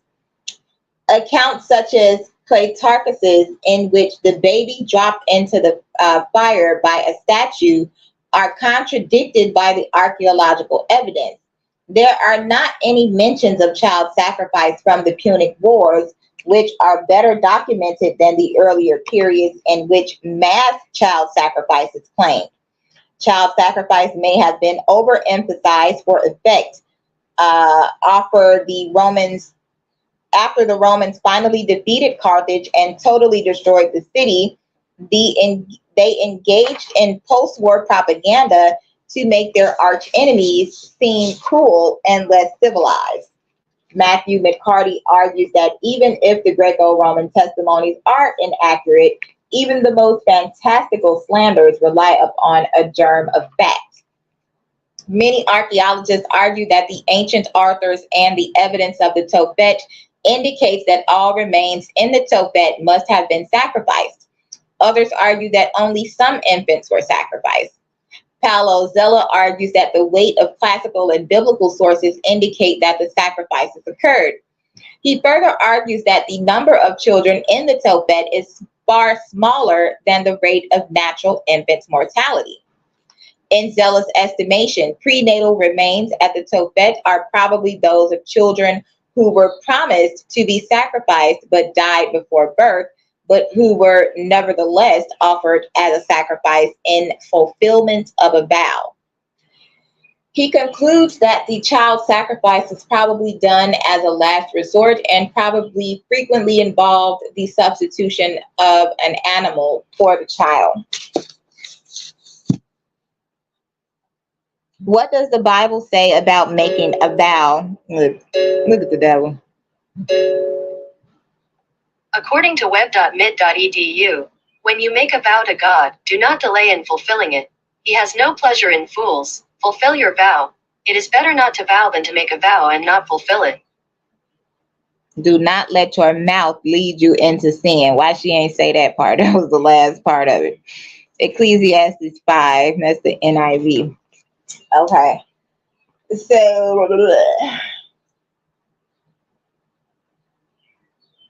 where were we? So, Baal Hamon, properly Baal Hamon, Phoenician and Punic, Romanized Baal Hamon, meaning Lord Hammon, was the chief god of Carthage. He was a weather god considered responsible for the fertility of vegetation and esteemed as king of the gods. He was depicted as a bearded older man with curling ram's horns. Baal Hammon's female co-partner was Tanit. Now, the guy that I was with, his initials spell out O, Odarian, Lil Sean, Danish, OLD, and he asked me to braid his hair into ram's horns. Fuck out of here. The etymology, he is clearly identified as one of the Phoenician deities covered under the name of Baal. However, the meaning of his second name is unclear. Frank Moore Cross argued for a connection to Hamon, the Ugaritic name for Mount Amanus, a peak in the Nur Mountains which separates Syria from Cilicia. What mountain is near Illinois and Indiana? Okay, we have Indian Mound, Charles Mound, Cricket Hill, Johnson's Mound, Players Hill, Dave Mountain, Mount Langham, Blue Mound, Mount Holden, Mount Tom, McAdams Peak,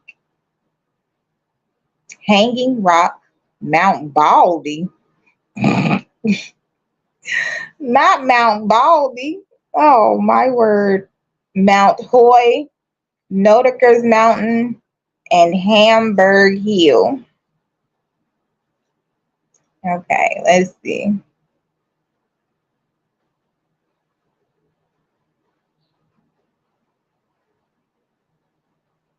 Where we at? Okay.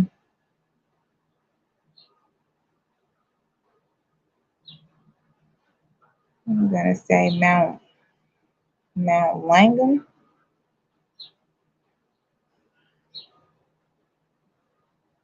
Mount Langham. What's that?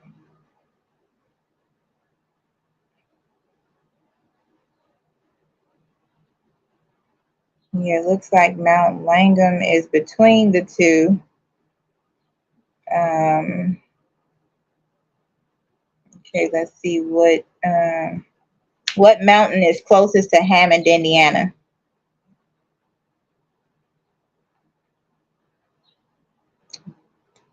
Briar Eastwood Dunes, Gibson Woods Nature Preserve, mountains near Hammond, Indiana. Let's see.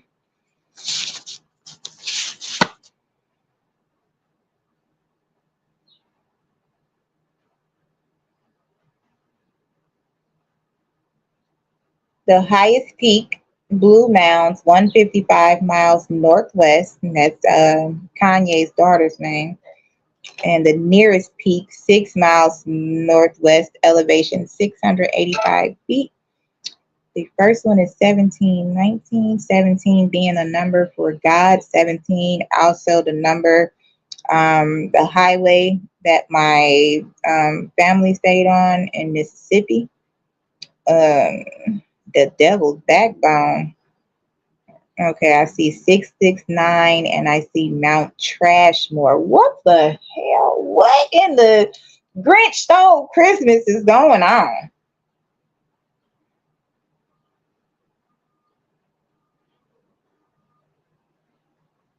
Mount Edward, Carlisle Hill, Mount Holden. This ain't Texas. It ain't no Holden. Mounded Landfill, Merrimack Hill, and Johnson's Mound. This Mount Trashmore is really sticking out to me. I've never heard no stuff like that. Okay, clearly we got a lot of studying to do. So, all right.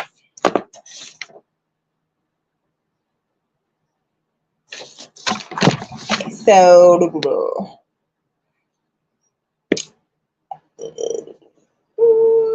the Ugaritic name for Mount Amanus. Let's see if the Mount Amanus is in North America.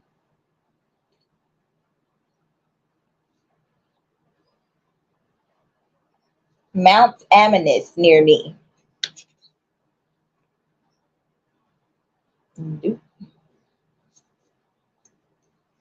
Amanus Mountain in North America.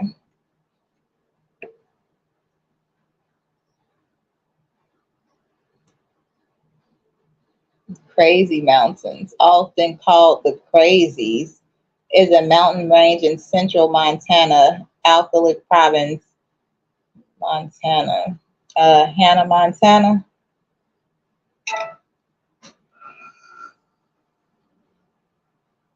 The tallest U.S. mountains have many more ominous tales to tell. 4 mountaineers plan to summit North America's tallest peak, Denali.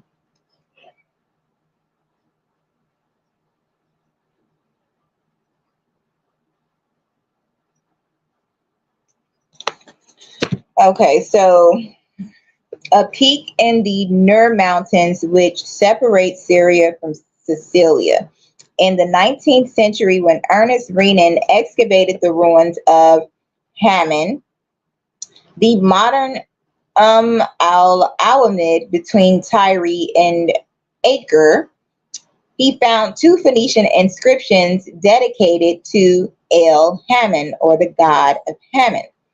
Others have proposed Hammon as a syncretic association with the Egyptian god Amun, while a last current has called instead for a connection with the Northwest Semitic word Hamain, brazier or brazier, suggesting the sense Lord of the Brazier.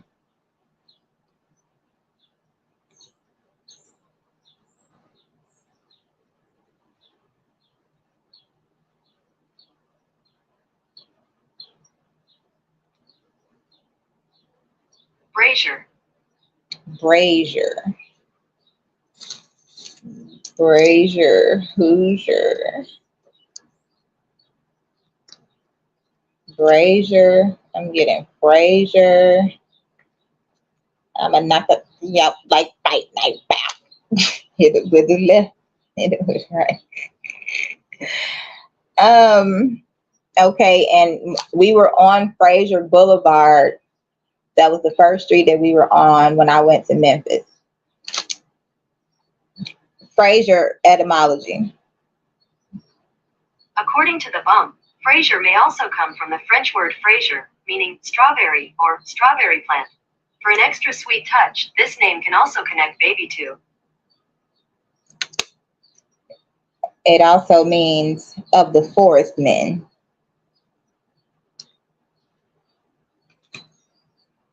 All right, let's get on down to business. Get on down the road. All right. Cults and attributes. The worship of Baal Hammon flourished in the Phoenician colony of Carthage. His supremacy among the Carthaginian gods is believed to date to the 5th century BC. The 5 representing the upside down star, the fallen angels, or the OES, Order of Eastern Stars, the women that follow Baal. So what it said, between Carthage and Tyre were broken off at the time of the Battle of Himera or Chimera, 480 BC. Baal Hammon was known as the chief of the pantheon of Carthage and the deity that made vegetation grow. As with most deities of Carthage, he was seemingly propitiated with child sacrifice, likely in times of strife or crisis, or only by elites, perhaps for the good of the whole community. This practice was recorded by Greeks and Romans, but dismissed as propaganda by modern scholars until archaeologists unearthed urns containing the cremated remains of infants in places of ritual sacrifice. Some scholars believe this confirms the accounts of child sacrifice, while others insist these are the remains of children who died young. Darlene Young. He has been identified with the solar deity, although Yigal Yadin thought him to be a moon god. Edward Lipinski identifies him with the god Dagon. In Carthage in North Africa, Baal Hammon was especially associated with the ram and was worshipped as Baal Corneum, Lord of Two Horns. In an open-air sanctuary at Jabal Bokernan, the two-horned heel. Is there a two-horned heel in Illinois? Horned Lark Loop Trail, Illinois.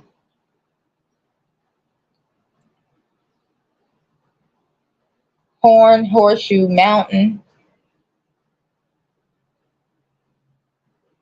Shawnee Hills, Cahokia, the mountains of Illinois, Williams Hill Overlook.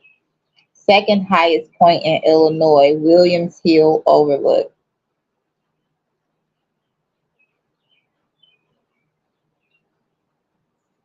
Piazza, Leaning Tower of Pisa. A piazza bird, a creature from Native American mythology depicted in one of two murals, often on cliff sides.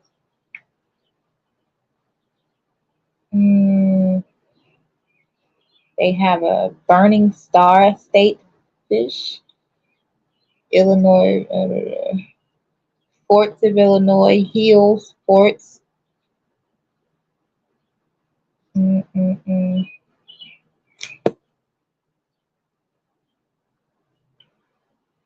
Okay, 60606, Union Pacific North.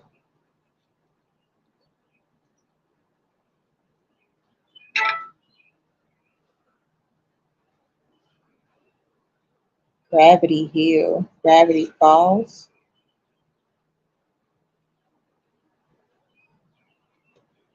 What is a healed, wait, what is that?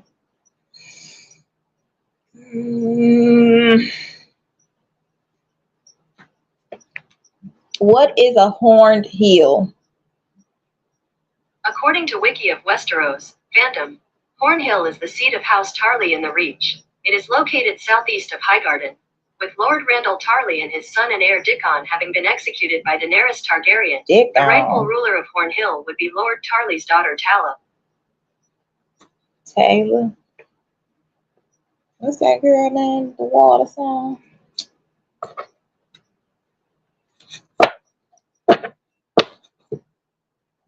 Who sings the song Make Me Water?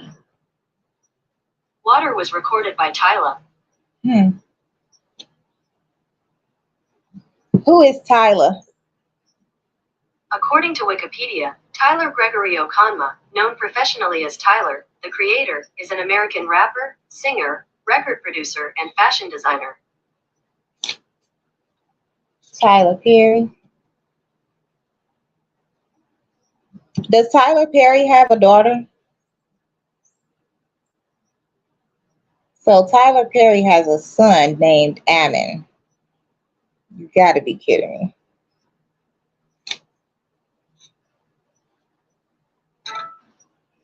me. So he is the father to one son, Ammon Tyler Perry, whom he shares with his ex-girlfriend, Galila Bickel.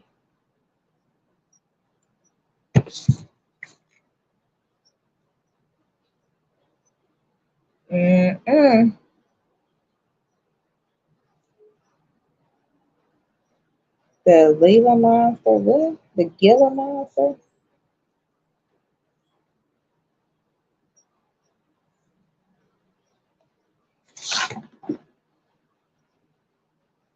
So where? Oh, yeah.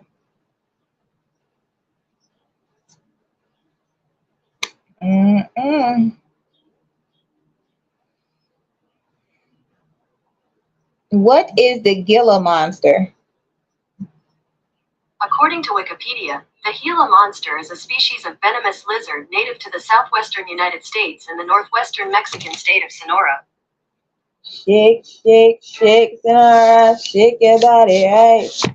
Work, work, work, Sonora, shake it all the time. Jump in the light, rock your body in time. Okay, I believe you. Jump in the light, rock your body in time. Rock your body, China. All right.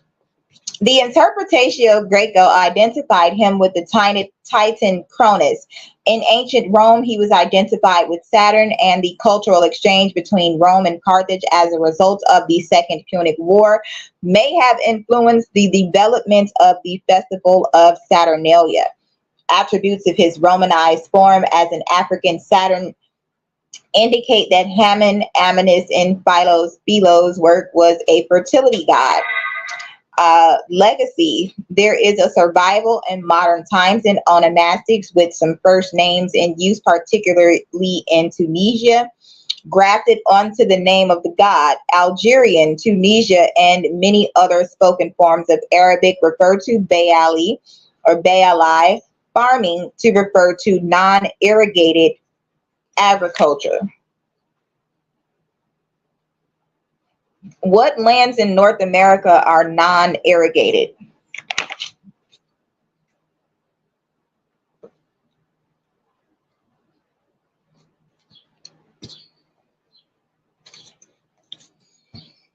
Whew, I'm getting hungry. Non-irrigated cropland, cash rent by county. And it looks like, yeah, they're not really saying anything on here. It's not telling me what I want. What state applies the least irrigation? Hawaii, number 30, has the lowest share of irrigated farmland, 3%, but the state's irrigated farms use 1.4 acre feet per acre on average, the 11th highest irrigation intensity in our ranking.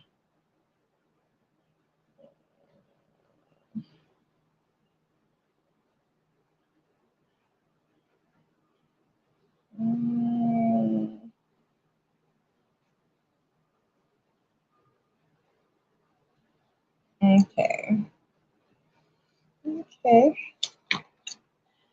So such use is attested in Hebrew a Canaanite language sister to Phoenician already in the 2nd century CE Mishnah. A street in modern Carthage located near the Punic ports bears the name of Baal Hammon. The city of Carmona, Andalusia, Spain, is believed to derive its name from Car Hammon, city of Hammon.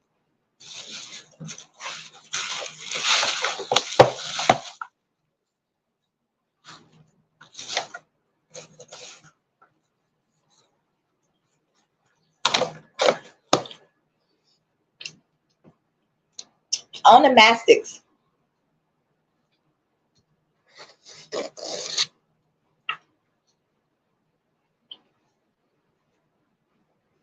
Okay, sorry, I had to get something in my stomach. So, onomastics, or an older text, onomatology, is the study of the etymology, history, and use of proper names. An alethnym, true name, or an orthonym, real name, is the proper name of the object in question, the object of onomastic study. Onomastics can be helpful in data mining with applications such as named entity recognition or recognition of the origin of names. It is a popular approach in historical research where it can be used to identify ethnic minorities with wider populations and for the purpose of prosopography. Onomastics originates from the Greek onomastikos, of or belonging to, naming, itself derived from onomo, meaning name. To what is that? Toponymy, or toponomastics. One of the principal branches of onomastics is the study of place names. Anthropon uh, Anthroponomastics is the study of personal names. Literary onomastics is the branch that researches the names in works of literature and other fiction. Socio-onomastics, or re-onomastics, is the study of names within a society or culture. Saturnalia in Chicago.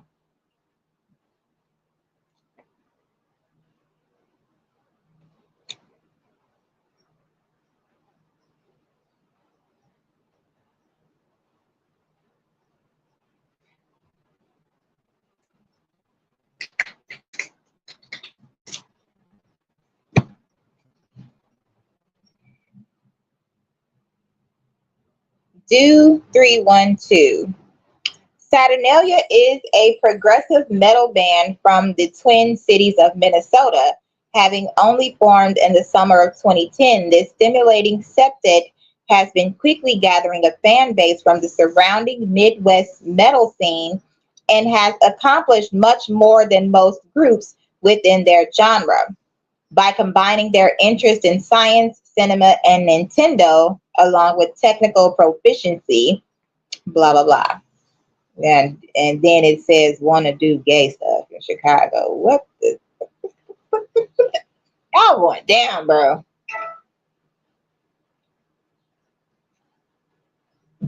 It's over.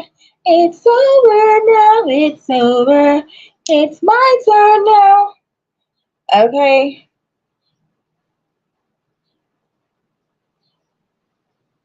Saturnalia, a celebration of the light and dark. This is on Facebook. Department of Curiosities, 3013 West Armitage Avenue. What to expect? Saturnalia will take over our shop. Hold on.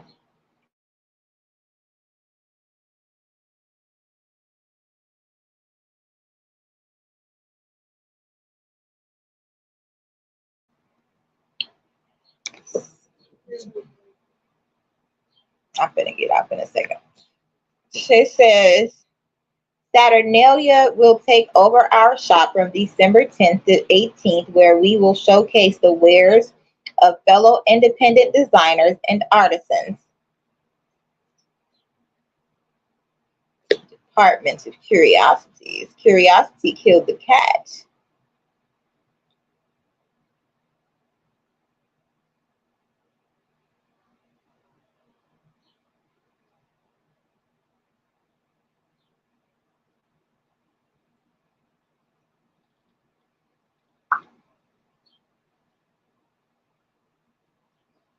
Okay,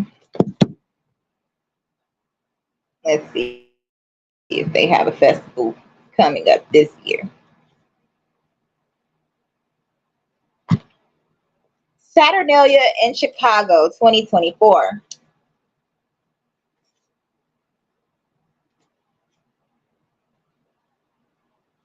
This is Saturnalia on songkick.com.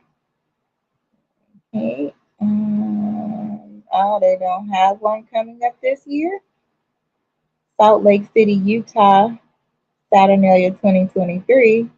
Salt Lake City, Denver, Colorado, Marcus Theater, The Complex, Austin, Texas, Austin, Texas, Austin, Texas, 2017, 18, 18, 18. Past 7 festivals. Okay. Not giving me what I want, but in situ, the Gutter Twins, Saturnalia Goat Palace.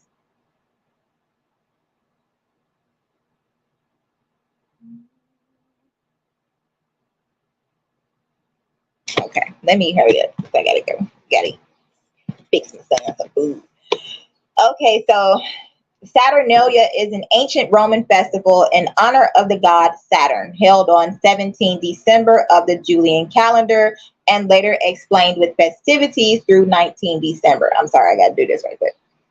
Who created Route 17 in Mississippi? Mississippi Highway 17 is a state highway in central Mississippi. It runs from north to south 70.474, 113.3 kilometers. That's 1133 or 26, which is 8, serving the counties of Madison, a small portion of Yazoo, Holmes, and Carroll. Carroll was the name of the lady that worked in the apartment building that I was living in Atlanta, who looked like Tupac's mother. And she knew everything that was going on in the building, including cameras being in people's apartments and maintenance doing all kind of weird stuff in the apartments. They knew I was about to take everybody to court because they're in there basically sacrificing these people, our people, and our energy to these demonic cults. And the name of the company is Wingate. Gate, okay? They want to win at any cost. So they tried to sacrifice me and my son there. Tried to turn my older 2 children against me, and now it's up and it's stuck. Okay, so Mississippi Highway 17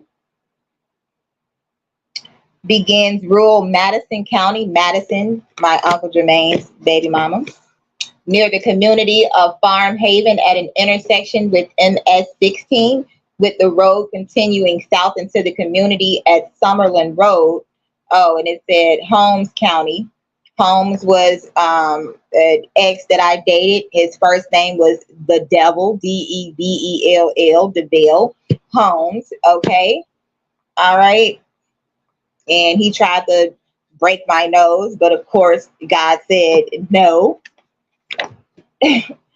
Anyway, the highway winds its way north, then northwest, through mostly wooded areas for several miles, where it has an intersection with Mississippi Road 43 before passing through Camden or Campden. It continues northeast through rural areas for several more miles to come to an intersection and become concurrent or overlapped with US 51. 51, 5 plus 1 equaling 6. And they head north to cross the Big Black River into Yazoo County. And what does Drake call himself? The sixth god, the guy that I dated in Atlanta. His middle name was Drake. Okay. US 51, MS 17. He was also a Marine. He was in the Hebrew Israelite community, and he knew that I didn't want to date a military man, but still came into my energy and wanted to lie or omit the truth, which is what caused them to expose themselves. Okay, so US 51 MS 17 immediately entered the Pickens city limits, Pickens being another one of my family's names, um, and have an intersection with MS 432 before entering Holmes County, passing straight through town, bypassing downtown along its west side. MS 17 splits off and heads northwest at the northern edge of town, and it leaves Pickens to have an interchange with I-55 or exit 144, and we're going to leave it right there, 144,000 or the 9. Let's go. So,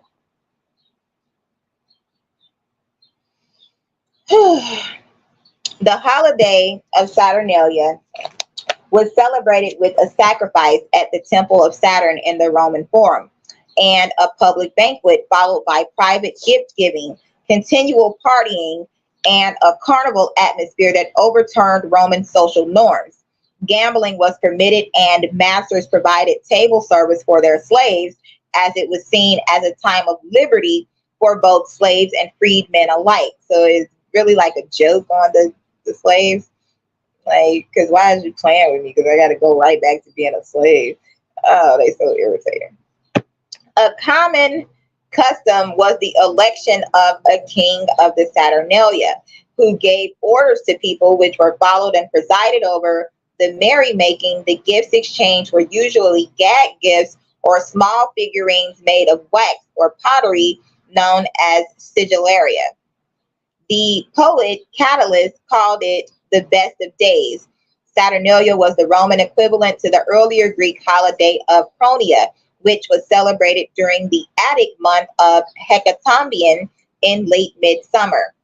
It held theological importance for some Romans who saw it as a restoration of the ancient Golden Age when the world was ruled by Saturn. The Neoplatonist philosopher Porphyry interpreted the freedom associated with Saturnalia as symbolizing the freeing of souls into immortality. Saturnalia may have influenced some of the customs associated with later celebrations in Western Europe, occurring in midwinter, particularly traditions associated with Christmas, the Feast of the Holy Innocents, and Epiphany. In particular, the historical Western European Christmas custom of electing a lord of misrule may have its roots in Saturnalia celebrations. The origins. In Roman mythology, Saturn was an agricultural deity who was said to have reigned over the world in the Golden Age when humans enjoyed the spontaneous bounty of the earth without labor in a state of innocence. The revelries of Saturnalia were supposed to reflect the conditions of the lost mythical age. The Greek equivalent was the Greek equivalent was the Pronia, which was celebrated on the 12th day of the month of Hecatombion, which occurred from around mid-July to mid-August on the Attic calendar. The Greek writer Athenaeus cites numerous other examples of similar festivals celebrated throughout the Greco-Roman world, including the Cretan festival of Hermia in honor of Hermes, an unnamed festival for Troezen in honor of Poseidon. So Christmas in July is what I just heard. So instead of sacrificing in December, they're sacrificing in July, which just basically gave me from reading what Mississippi Route 17 is on the 70.4 or 7.0474, being July the 4th, Independence Day, where everybody is doing what? Barbecuing and making sacrifices. The Thessalian festival of Peloria in honor of Zeus Pelorius, and an unnamed festival from Babylon. He also mentions that the custom of masters dining with their slaves was associated with the Athenian festival of Anthesteria and the Spartan festival of Hyacinthia. I just took some pictures of hyacinths the other day. I have an aunt named Cynthia as well. The Argive festival of Hybristica, though not directly related to the Saturnalia, involved a similar reversal of roles in which women would dress as men and men would dress as women.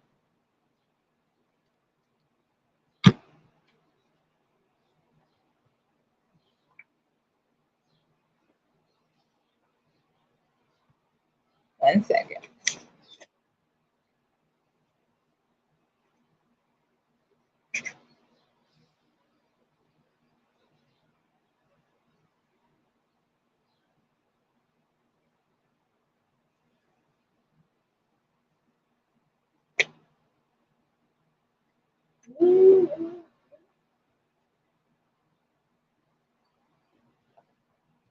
Okay, so send the message. What does the Bible say about men wearing women's clothes?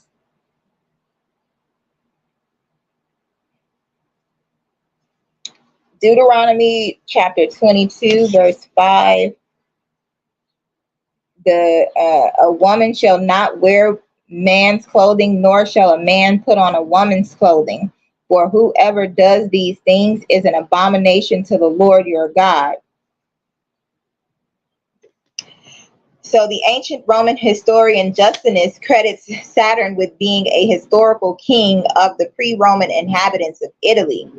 The first inhabitants of Italy were the Aborigines, whose king Saturnus is said to have been a man of such extraordinary justice that no one was a slave in his reign or had any private property, but all things were common to all and undivided as one estate for the use of everyone, in memory of which way of life it has been ordered that at the Saturnalia slaves should everywhere sit down with their masters at the entertainments, the rank of all being made equal. That is Justinus in the Epitome of Pompeius Trogus 43 and 3. Although probably the best known Roman holiday, Saturnalia as a whole is not described from beginning to end in any single ancient source. Modern understanding of the festival is pieced together from several accounts dealing with various aspects. The Saturnalia was the dramatic setting of the multi-volume work of that name by Macrobius, a Latin writer from late antiquity who is the major source for information about the holiday. Macrobius describes the reign of Justinus' holiday, King Saturn, as a time of great happiness, both on account of the universal plenty that prevailed and because of as yet there was no division into bond and free, as one may gather from the complete license enjoyed by slaves at the Saturnalia. In Lucian's Saturnalia, it is Kronos himself who proclaims a festive season when it's lawful to be drunken and slaves have license to revile their lords. In one of the interpretations in Macrobius's work, Saturnalia is a festival of light leading to the winter solstice, with the abundant presence of candles symbolizing the quest for knowledge and truth. The renewal of light and the coming of the new year was celebrated in later Roman Empire at the Dies Natalis Solis Invicti, the birthday of the unconquerable sun, on December 25th. And the guy that I was with in Memphis, his brother Christopher was born on December 25th. The popularity of Saturnalia continued into the 3rd and 4th centuries CE, and as the Roman Empire came under Christian rule, many of its customs were recast into, or at least influenced, the seasonal celebrations surrounding Christmas and the New Year. Historical context. Saturnalia underwent a major reform in 217 BC, 217 being the one area code of, I believe, Indiana and Illinois. I'm not sure, but I think it's Springfield, if I'm not mistaken. Let's see. Might as well look it up. Area code 217. According to USA.com, Area Code 217 is an area code that covers central Illinois, including Springfield, Champaign, and Urbana. All right. The land of Ur. Okay. So, after the Battle of Lake Trasimene, when the Romans suffered one of their most crushing defeats, Carthage during the Second Punic War. I know, I'm gonna get it. When I get done with this, I'm gonna get off. Until that time, they had celebrated the holiday according to Roman custom, Mor Romano. It was after a consultation of the Sibylline books that they adopted Greek rite, introducing sacrifices carried out in the Greek manner. The public banquets and the continual shouts of Io Saturnalia that became characteristic of the celebration. Aiden, isn't that the end of those games that you used to play? Io? Like the little snake game and stuff. Yeah, that part. Cato the Elder, 234 to 149 BC, remembered a time before the so-called Greek elements had been added to the Roman Saturnalia. It was not unusual for the Romans to offer cultus to the deities of other nations in the hope of redirecting their favor. See evocatio. And the Second Punic War in particular created pressures on Roman society that led to a number of religious innovations and reforms. Robert E.A. Palmer has argued that the introduction of new rites at this time was in part an effort to appease Baal Hammon, the Carthaginian god, who was regarded as the counterpart of the Roman Saturn and Greek Cronus. The table service that masters offered their slaves thus would have extended to Carthaginian or African war captives. Public religious observance right at the Temple of Saturn. 10-4, Auntie's birthday.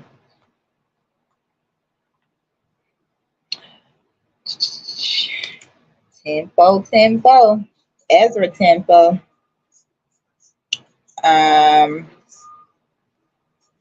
Temple of Saturn in Illinois.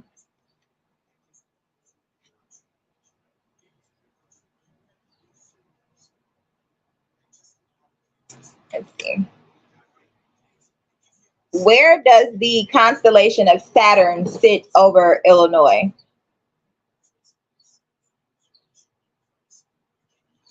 Saturn is currently in the constellation of Aquarius, which all three of my exes were. The current right ascension is 23 hours, 22 minutes, 29 seconds, and the declination is -6 degrees, 8 feet, and 11 inches. 6, 8, 11, 23, 22. 23, Jordan. I think, yeah, something about the 23 and the 22. 29 is Joseph. The 6, God. The 8, God, confirmed. And the 11, Stranger Things. Okay, so the statue of Saturn at his main temple normally had its feet bound in wool, which was removed for the holiday as an act of liberation. The official rituals were carried out according to Greek rite or ritus Graecus. The sacrifice was officiated by a priest whose head was uncovered. In Roman rite, priests sacrificed capit velato with head uncovered by a special fold of the toga. This procedure is usually explained by Saturn's assimilation with his Greek counterpart. No, you can't because your stuff always did. Since the Romans often adopted and reinterpreted Greek myths, iconography, and even religious practices for their own deities, but the uncovering of the priest's head may also be one of the Saturnalian reversals, the opposite of what is normal. Following the sacrifice, the Roman Senate arranged a lectus ternium, a ritual of Greek origin that typically involved placing a deity's image on a sumptuous couch as if he were present and actively participating in the festivities. A public banquet followed, convivium publicum. Do Levites cover their head?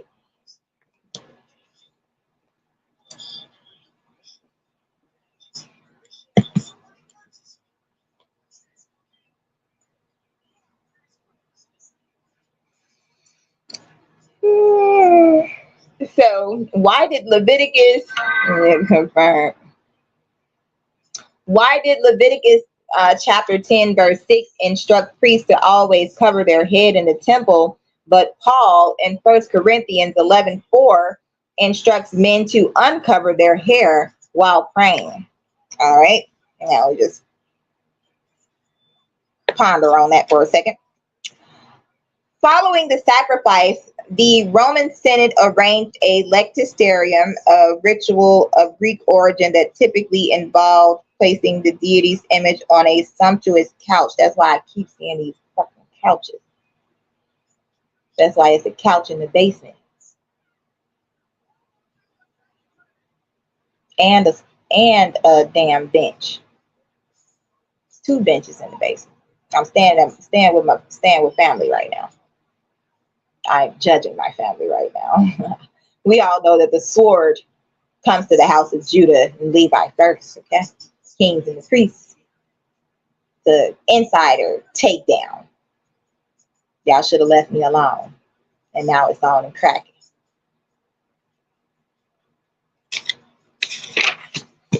The day was supposed to be a holiday from all forms of work. Schools were closed and exercise regimens were suspended.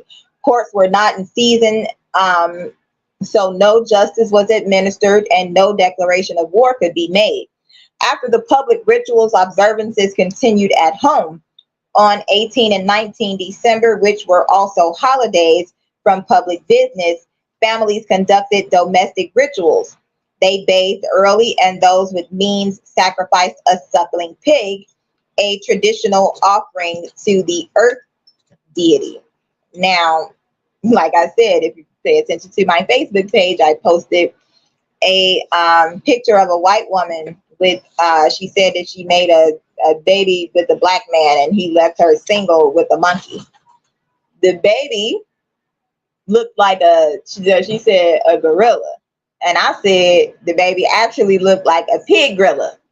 Okay? A lot of people got mad, but I don't give a good goddamn. It's Judgment Day. So are they sacrificing mixed children?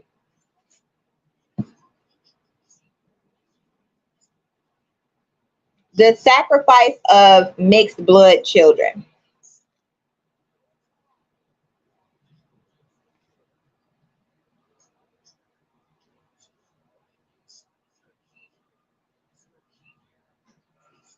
Mixed blood prince.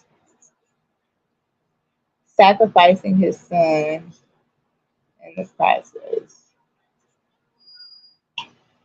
The sacrifice of the hybrid child.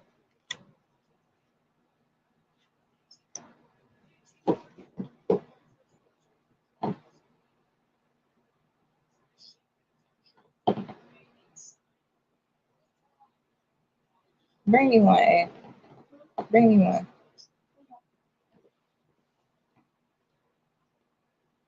Okay, something about Sweet Tooth, the TV show.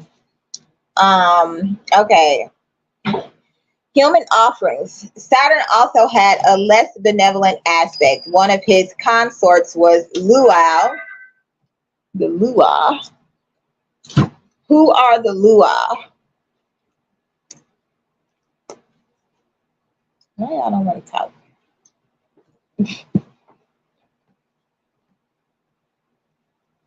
Who are the gods of Lua?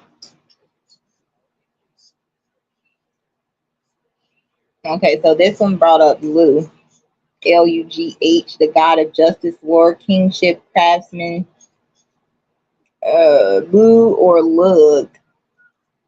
Irish Lu is a figure in Irish mythology, a member of the Tuatha De Danann, tribe of Dan, a group of supernatural beings. Lu is portrayed as a warrior, a king, a master craftsman, and a savior. He is associated with skill and mastery in multiple disciplines, including the arts. Lu also has associations with oaths, truth, and the law, and therefore with rightful kingship. Lu is linked with the harvest festival of Lug Nathad, which bears his name. His most common epithets are lampada, long hand or long arm, possibly for his skill with a spear or his ability as a ruler, and Samul Danak, modern Irish Sam Hill Danak, equally skilled in many arts. This has sometimes been anglicized as Lu of the Long Hand. I was at Calumet Park Beach or Calumet Beach yesterday, and I took a photo. I'll post it on the community board later. But it was of a bench at the what do you call it? The field house, and it simply had a. It only had one arm. It was the left arm, and we know who is that? Baal. He has one arm. What the brother saying his song? We'll be chopping off your arm so you'll no longer be a thief. We gonna make sure you feel that heat. Make sure you don't hurt nobody. We gonna whoop your ass to sleep. Don't worry, Israel. We got it. This payback ain't a game. Oh man, I love my people. Anyway, so sometimes called Lua, Saturn's Lua, and identified with Lua Mater, like toe mater, without the tuh. Mother Destruction, a goddess in whose honor the weapons of enemies killed in war were burned, perhaps in expiation. Saturn's chthonic nature connected him to the underworld and its ruler, Dispater. The Roman equivalent of Greek Pluto in Latin, who was also a god of hidden wealth. In sources of the 3rd century AD and later, Saturn is recorded as receiving dead gladiators as offering, or munera, during or near the Saturnalia. These gladiatorial events, 10 days in all throughout December, were presented mainly by the questors and sponsored with funds from the treasury of Saturn. The practice of gladiator munera was criticized by Christian apologists as a form of human sacrifice. Although there is no evidence of this practice during the Republic, the offering of gladiators led to later theories that the primeval Saturn had demanded human victims. 314. Macrobius says that Dispater or Dispater was placated with human heads and Saturn with sacrificial victims consisting of men, Virorum Victimus.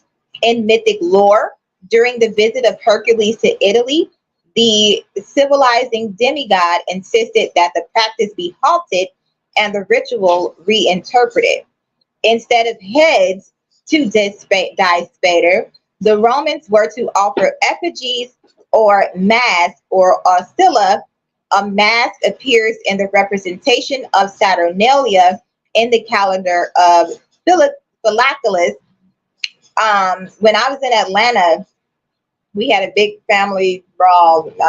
Me, my daughter, and my ex. She said something about wanting the head of John the Baptist. Mind you, my daughter is now only 22. She was probably 20 then, 19 still. I'm not sure, but yeah, crazy story. So, since the Greek word phota meant both man and light, candles were a substitute offering to Saturn for the light of life. The figurines that were exchanged as gifts Sigillaria may also have represented token substitutes.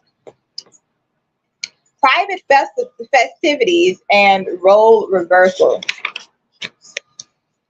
Meanwhile, the head of the slave household, whose responsibility it was to offer sacrifice to the Punic, to manage the provisions, and to direct the activities of the domestic servants, came to tell his master that the household had feasted according to the annual ritual custom. For at this festival, in houses that keep to proper religious usage, they first of all honor the slaves with a dinner prepared as if for the master, and only afterwards is the table set again for the head of the household. So then the chief slave came in to announce the time of dinner and to summon the masters to the table. Saturnalia was characterized by role reversals and behavioral license. Slaves were treated to a banquet of the kind usually enjoyed by their masters. Ancient sources differ on the circumstances. Some suggest that master and slave dined together, while others indicate that slaves feasted first or that the masters actually served the food. The practice might have varied over time. The Israel guide, feast days. Brother Bowie didn't eat until all the people in the church ate or were served their food.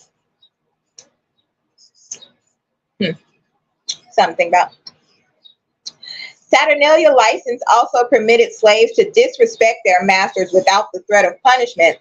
It was a time for free speech. The Augustan poet Horace calls it December liberty. In two satires set during the Saturnalia, Horace has a slave offer sharp criticism to his master. Everyone knew, however, that the leveling of the social hierarchy was temporary and had limits. No social norms were ultimately threatened because the holiday would end.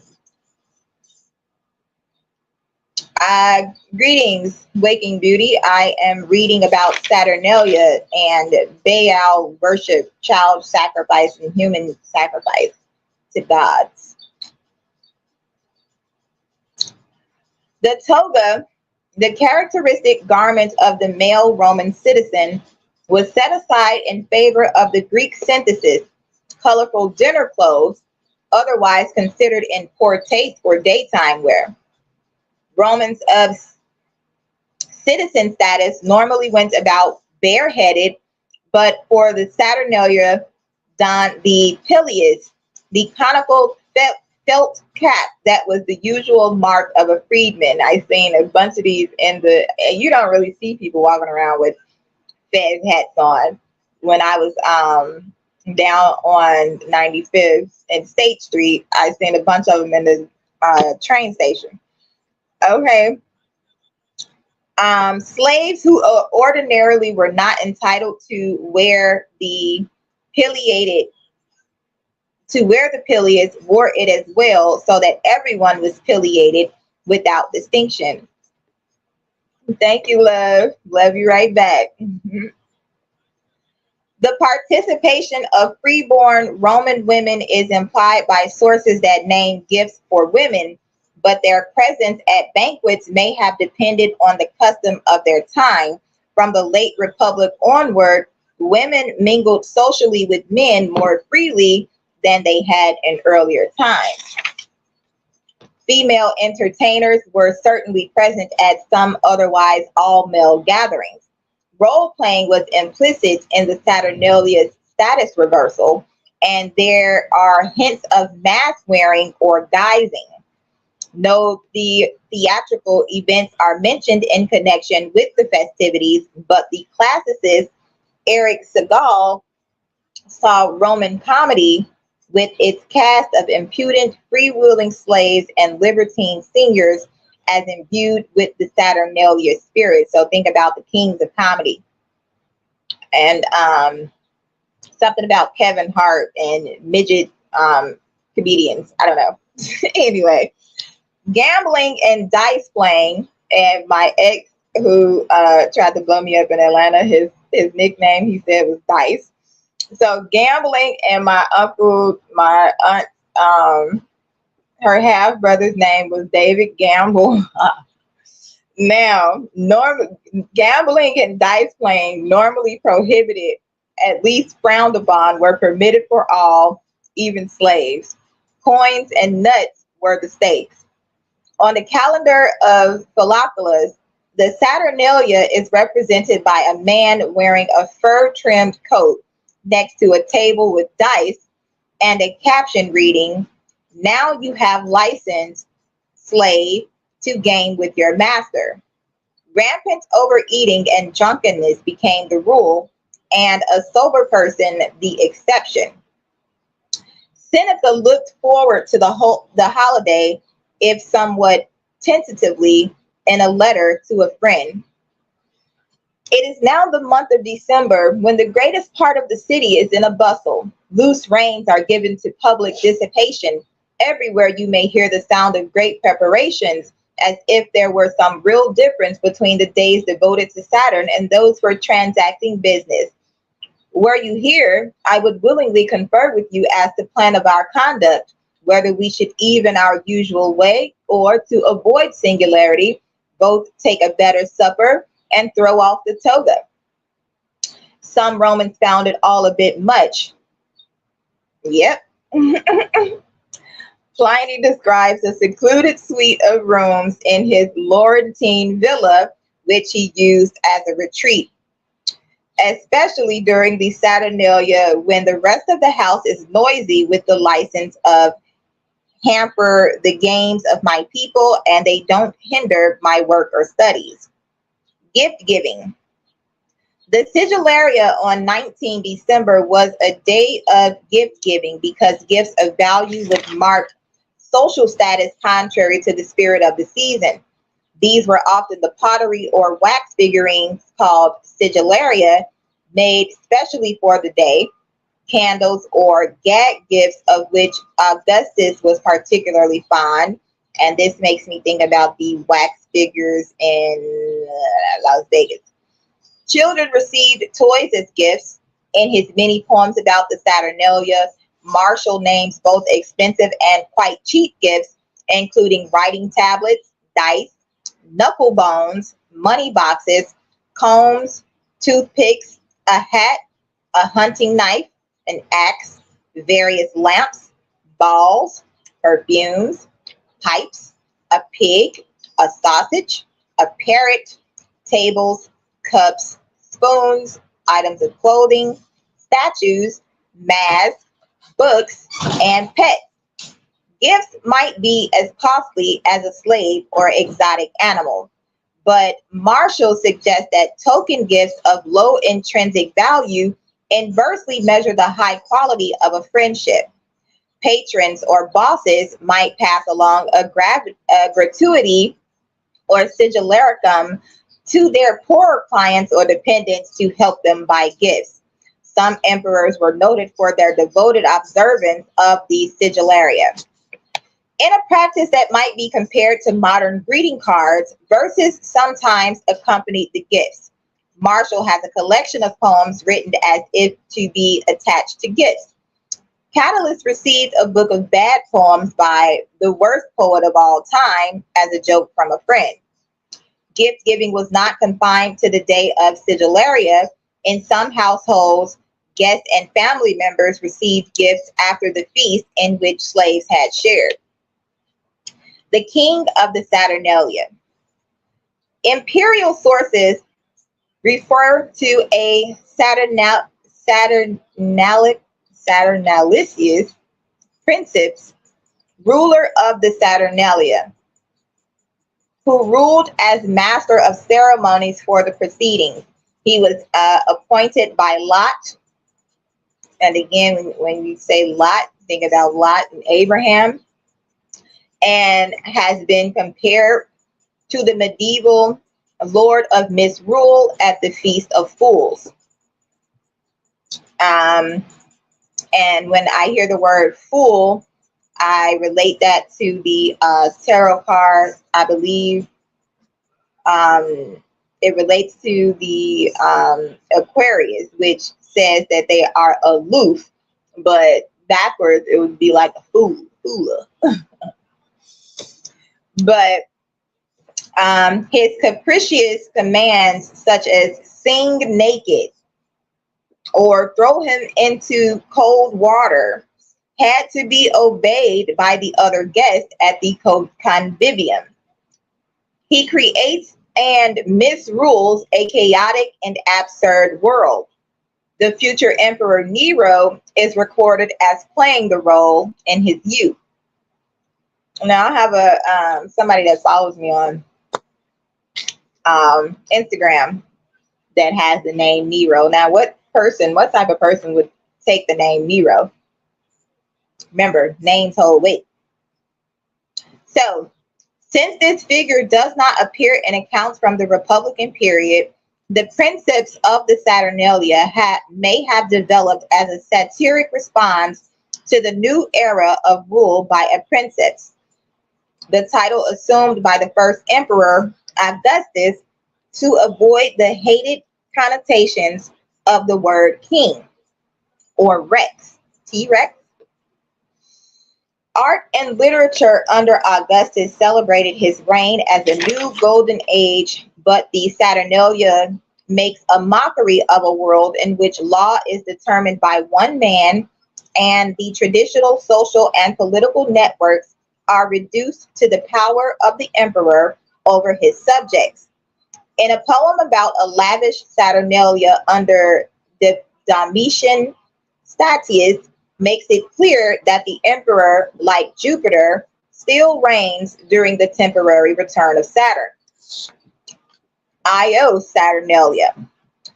The phrase Io Saturnalia was the characteristic shout or salutation of the festival, originally commencing after the public banquet on the single day of December 17th. The interjection Io, Greek IW, is pronounced either with two syllables, a short I and a long O, Eo, I guess, or as a single syllable with I becoming the Latin consonantal J, so Joe, and pronounced Joe Mama. It was a strongly emotive ritual, exclamation, or invocation used, for instance, in announcing triumph or celebrating Bacchus, but also to punctuate a joke. On the calendar, as an observance of state religion, Saturnalia was supposed to have been held quarto decimo calendarum lanuarium on the 14th day before the calends of the pre-Julian 29-day December on the oldest Roman religious calendar, which the Romans believed to have been established by the legendary founder Romulus and his successor Numa Pompilius. It was a dies festus, a legal holiday when no public business could be conducted. The day marked the dedication anniversary, dies natalis, of the temple to Saturn in the calendar of the temple to Saturn in the Roman Forum in 497 BC. When Julius Caesar had the calendar reformed because it had fallen out of synchronization with the solar year, 2 days were added to the month, and the date of Saturnalia then changed, still falling on the 17th of December. But with this now being the 16th day before the calends, as per the Roman reckoning of dates of this time, it was felt thus that the original day had thus been moved by 2 days, and so Saturnalia was celebrated under Augustus as a 3-day official holiday encompassing both dates. By the late Republic, the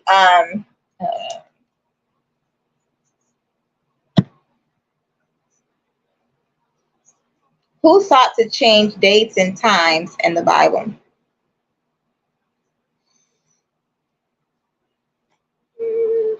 Daniel chapter 7, verse 25.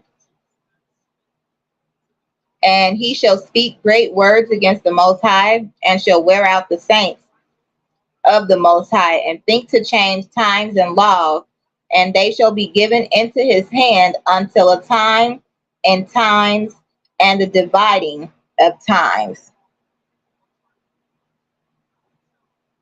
Okay, bet. Stay tuned. I got a lot to talk about.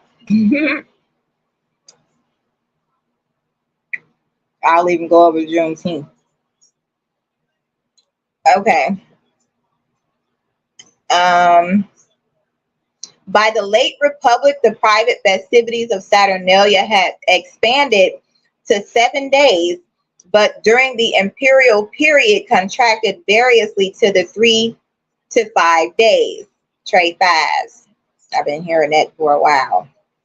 3/5, 3/5, 3/5 of liquor. Caligula extended official observances to 5. Oh, the Hebrew Israelites from Atlanta, they were preaching on 5 points. The area called 5 Points in Atlanta, which is basically an upside down pentagram. Okay. Now, the date 17 December was the first day of the astrological sign Capricorn, the house of Saturn, the planet named for the god. Its proximity to the winter solstice, the 21st to the 23rd of December on the Julian calendar. My baby sister is born on December 23rd. I have a cousin named Trey 5, with 3:33 on the clock. Well, not yet, 33. It's 10:33, and it's 3 hours and 32 minutes. But my sister, little cousin Trey, and my cousin, what that boy name is, Pumpkin's son. He looked like Drake. Pumpkin is half white. What is it? Carmen and Cahill. His name is Cahill. Okay. And they all 3 were born. I don't know if they born the same year. Either way, they all born December 23rd. Okay. So the 21st to the 23rd of December on the Julian calendar was endowed with various meanings by both ancient and modern scholars. For instance, the widespread use of wax candles, Ceres, singular Ceres, could refer to the returning power of the sun's light after the solstice. Ancient theological and philosophical views. The Saturnalia reflects the contradictory nature of the deity Saturn himself. There are joyful and utopian aspects of careless well-being side by side with disquieting elements of threat and danger. Yes, the devil with titties. I can't even explain to you. This person sent me a picture the other day because the devil that I was dealing with in Memphis, I guess, put my information out on his page, and some transgender sent me a picture to my phone like, okay, Satan. Oh Lord, I cannot. It's too much. Anyway, as a deity of agricultural bounty, Saturn embodied prosperity and wealth in general. The name of his consort, Ops, meant wealth resources. Her festival, Opalia, was celebrated on the 19th of December. The temple of Saturn housed the state treasury, Uranium, Saturni, and was the administrative headquarters of the quaestors, the public officials whose duties included oversight of the mint. And we have mint in our backyard. It was among the oldest cult sites in Rome and had been the location of a very ancient altar. When I tell y'all, I walked in some woods. It was like 2 weeks ago. Spirit led me to this place. Like I literally walked through an alley and walks over some like those big brick big stone things that they have to like block off the path. So I walked over these things and I went through the woods, basically like right inside of the trees. It was these big stupid pillars. I'm like, what the hell is this? And it's just like 6 to 8 pillars. I couldn't count them all because it was trees and it was like right outside of somebody's backyard. But like I'm like, this looks like some type of altar or something. Some crazy stuff. Anyway, the Romans regarded Saturn as the original and autochthonous ruler of the Capitolium and the first king of Latium, or even the whole of Italy. Italy. At the same time, there was a tradition that Saturn had been an immigrant deity, and here we have all of these immigrants coming in by Dan. Something about a bisexual Danite. It's too much. But by Dan is allowing these people to come in off the border of wickedness, as the Bible describes it. These people, when I look at them in the face, they look like pigs. I'm like, okay, whatever. But so at the same time, there was a tradition that Saturn had been an immigrant deity received by Janus. Janus was my father's wife. She died not too long ago. I don't remember when her birthday was, but her daughter, I believe, was Capricorn as well, and she had cancer. I don't even know if she's still living or not. So Janus, after he was usurped by his son Jupiter, Zeus, and expelled from Greece. And Janice she tried to beat me one time with an extension cord, and I told my mama she ain't try that shit no more. His contradictions, undocumented spouses. I gotta look into that. Okay. A foreigner with one of Rome's oldest sanctuaries and a god of liberation who is kept in fetters most of the year indicates Saturn's capacity for obliterating social distinctions.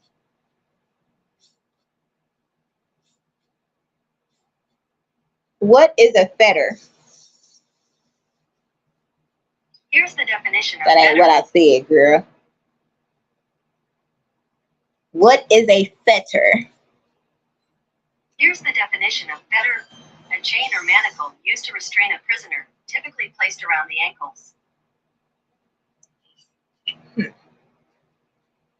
Roman mythology of the golden age of Saturn's reign differed from the Greek tradition. He arrived in Italy, dethroned and fugitive. Who was a fugitive and a vagabond in the Bible? According to Rijksmuseum, God condemned Cain to a life as a fugitive and vagabond. Man, the hammer is down. 10-4 on the clock. Oh my God, let's go. Oh my God, what happened to Virgil? Roman mythology of the golden age of Saturn's reign differed from the Greek tradition. He arrived in Italy dethroned and fugitive, but brought agriculture and civilization and became a king, as the Augustan poet Virgil described it. He gathered together the unruly race of fauns and nymphs scattered over mountain heights and gave them laws. Under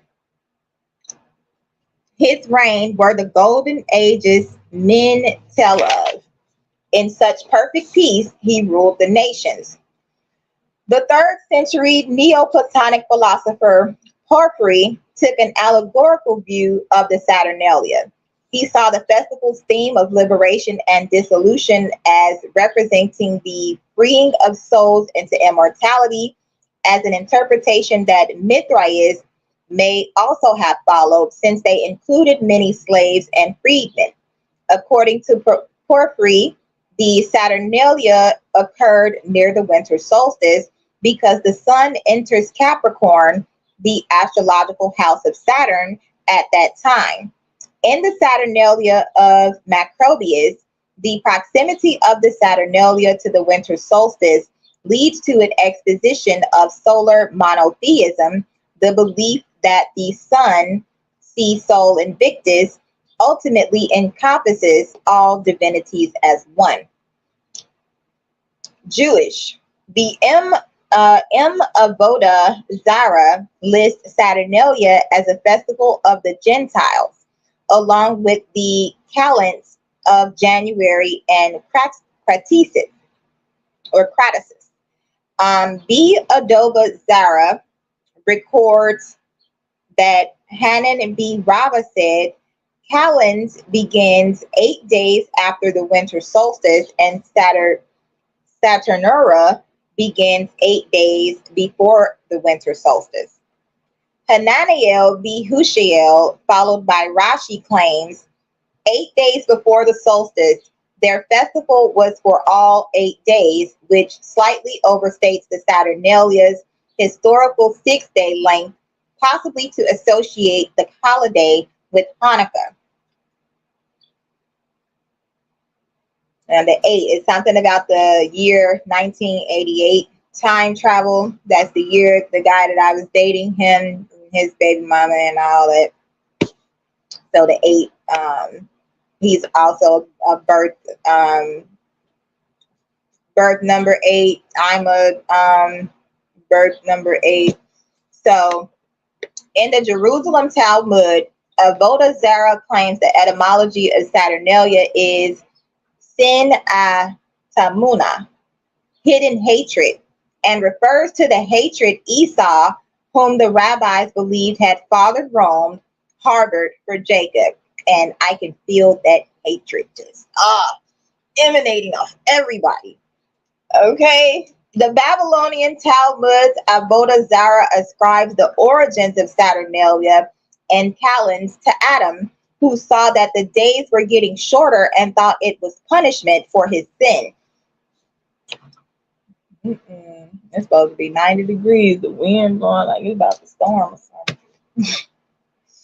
When the first man saw that the day was continuously shortening, he said, "Woe is me, because I have sinned. The world darkens around me and returns to formlessness and void.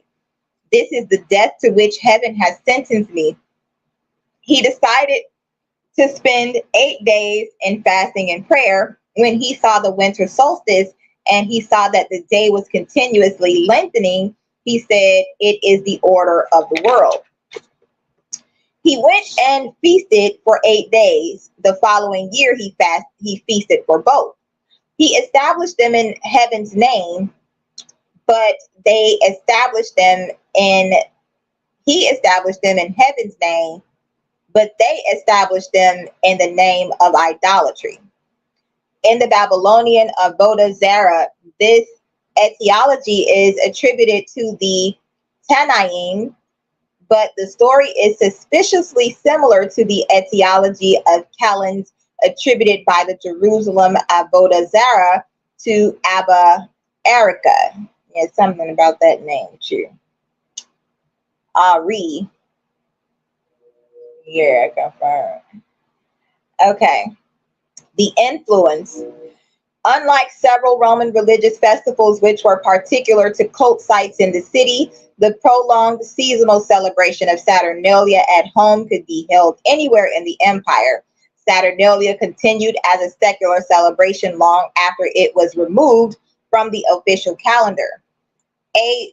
William Ward Fowler notes, Saturnalia has left its traces and found its parallels in great numbers of medieval and modern customs, occurring about the time of the winter solstice.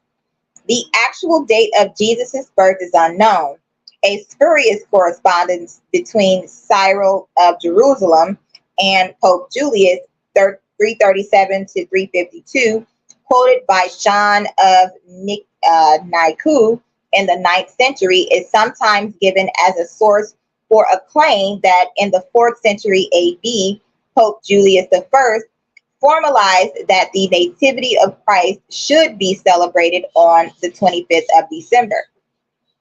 Some speculate that this is around the same time as the Saturnalia celebrations, and that part of the reason why he chose this date may have been because he was trying to create a Christian alternative to Saturnalia. Another reason for the decision may have been because in 274 AD, the Roman Emperor Aurelian had declared the 25th of December the birth date of Sol Invictus, and Julius I may have thought that he could attract more converts to Christianity by allowing them to continue to celebrate on the same day. He may have also been influenced by the idea that Jesus had died on the anniversary of his conception, because Jesus died during Passover, and in the 3rd century AD, Passover was celebrated on March the 25th. That's the date that my Uncle Eric died. Okay. He may have assumed that Jesus' birthday must have come 9 months later on December 25th. But in fact, the correspondence is spurious. My Uncle Eric was born January 18th, so they say, but he did die on March 25th of cancer, bone cancer, a malignant cancer. Anyway, as a result of the close proximity of dates, many Christians in Western Europe continue to celebrate traditional Saturnalia customs in association with Christmas and the surrounding holidays.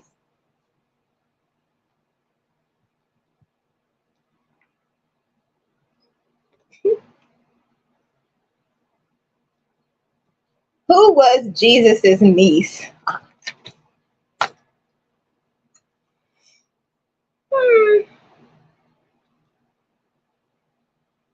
Yeah, I know they ain't gonna tell y'all that. Jesus' aunt and uncle, Mary and Clopas, may well have been a husband and wife team of traveling missionaries as Andronicus and Junius.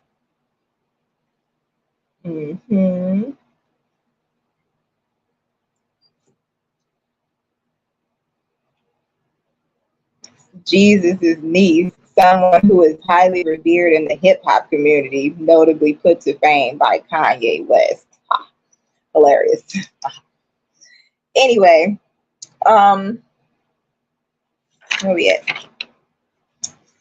So, like Saturnalia, Christmas during the Middle Ages was a time of ruckus, drinking, gambling, and overeating. The tradition of the Saturnalicus princeps was particularly influential. In medieval France and Switzerland, a boy would be elected bishop for a day. Now think about, what was that movie with Tupac? What was the movie with Tupac where his name was Bishop? Here is information from Wikipedia. Juice, 1992. Release date, January the what? 17th. And we grew up on the street between Bishop and Laughlin. Okay. So,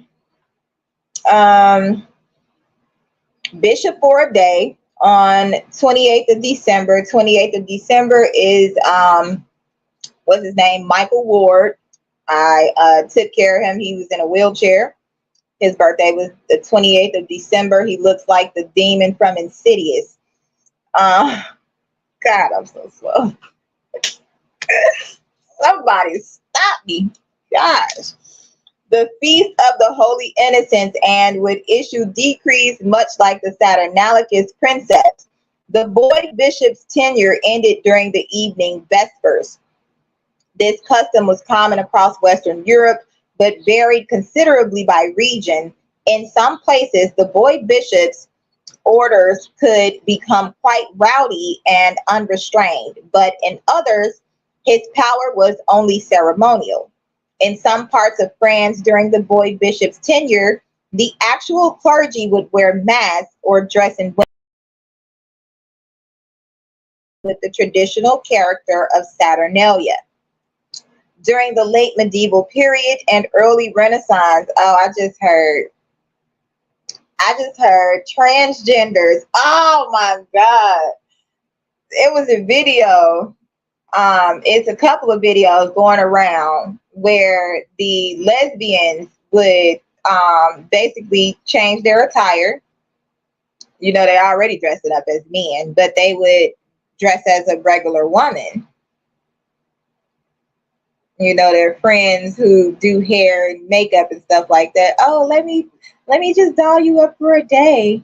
You know, so now they're women now. Okay. Oh my gosh, I'm so confused. Confusion is of the devil. During the late medieval period and early Renaissance, many towns in England elected a Lord of Misrule at Christmas time to preside over the Feast of Fools.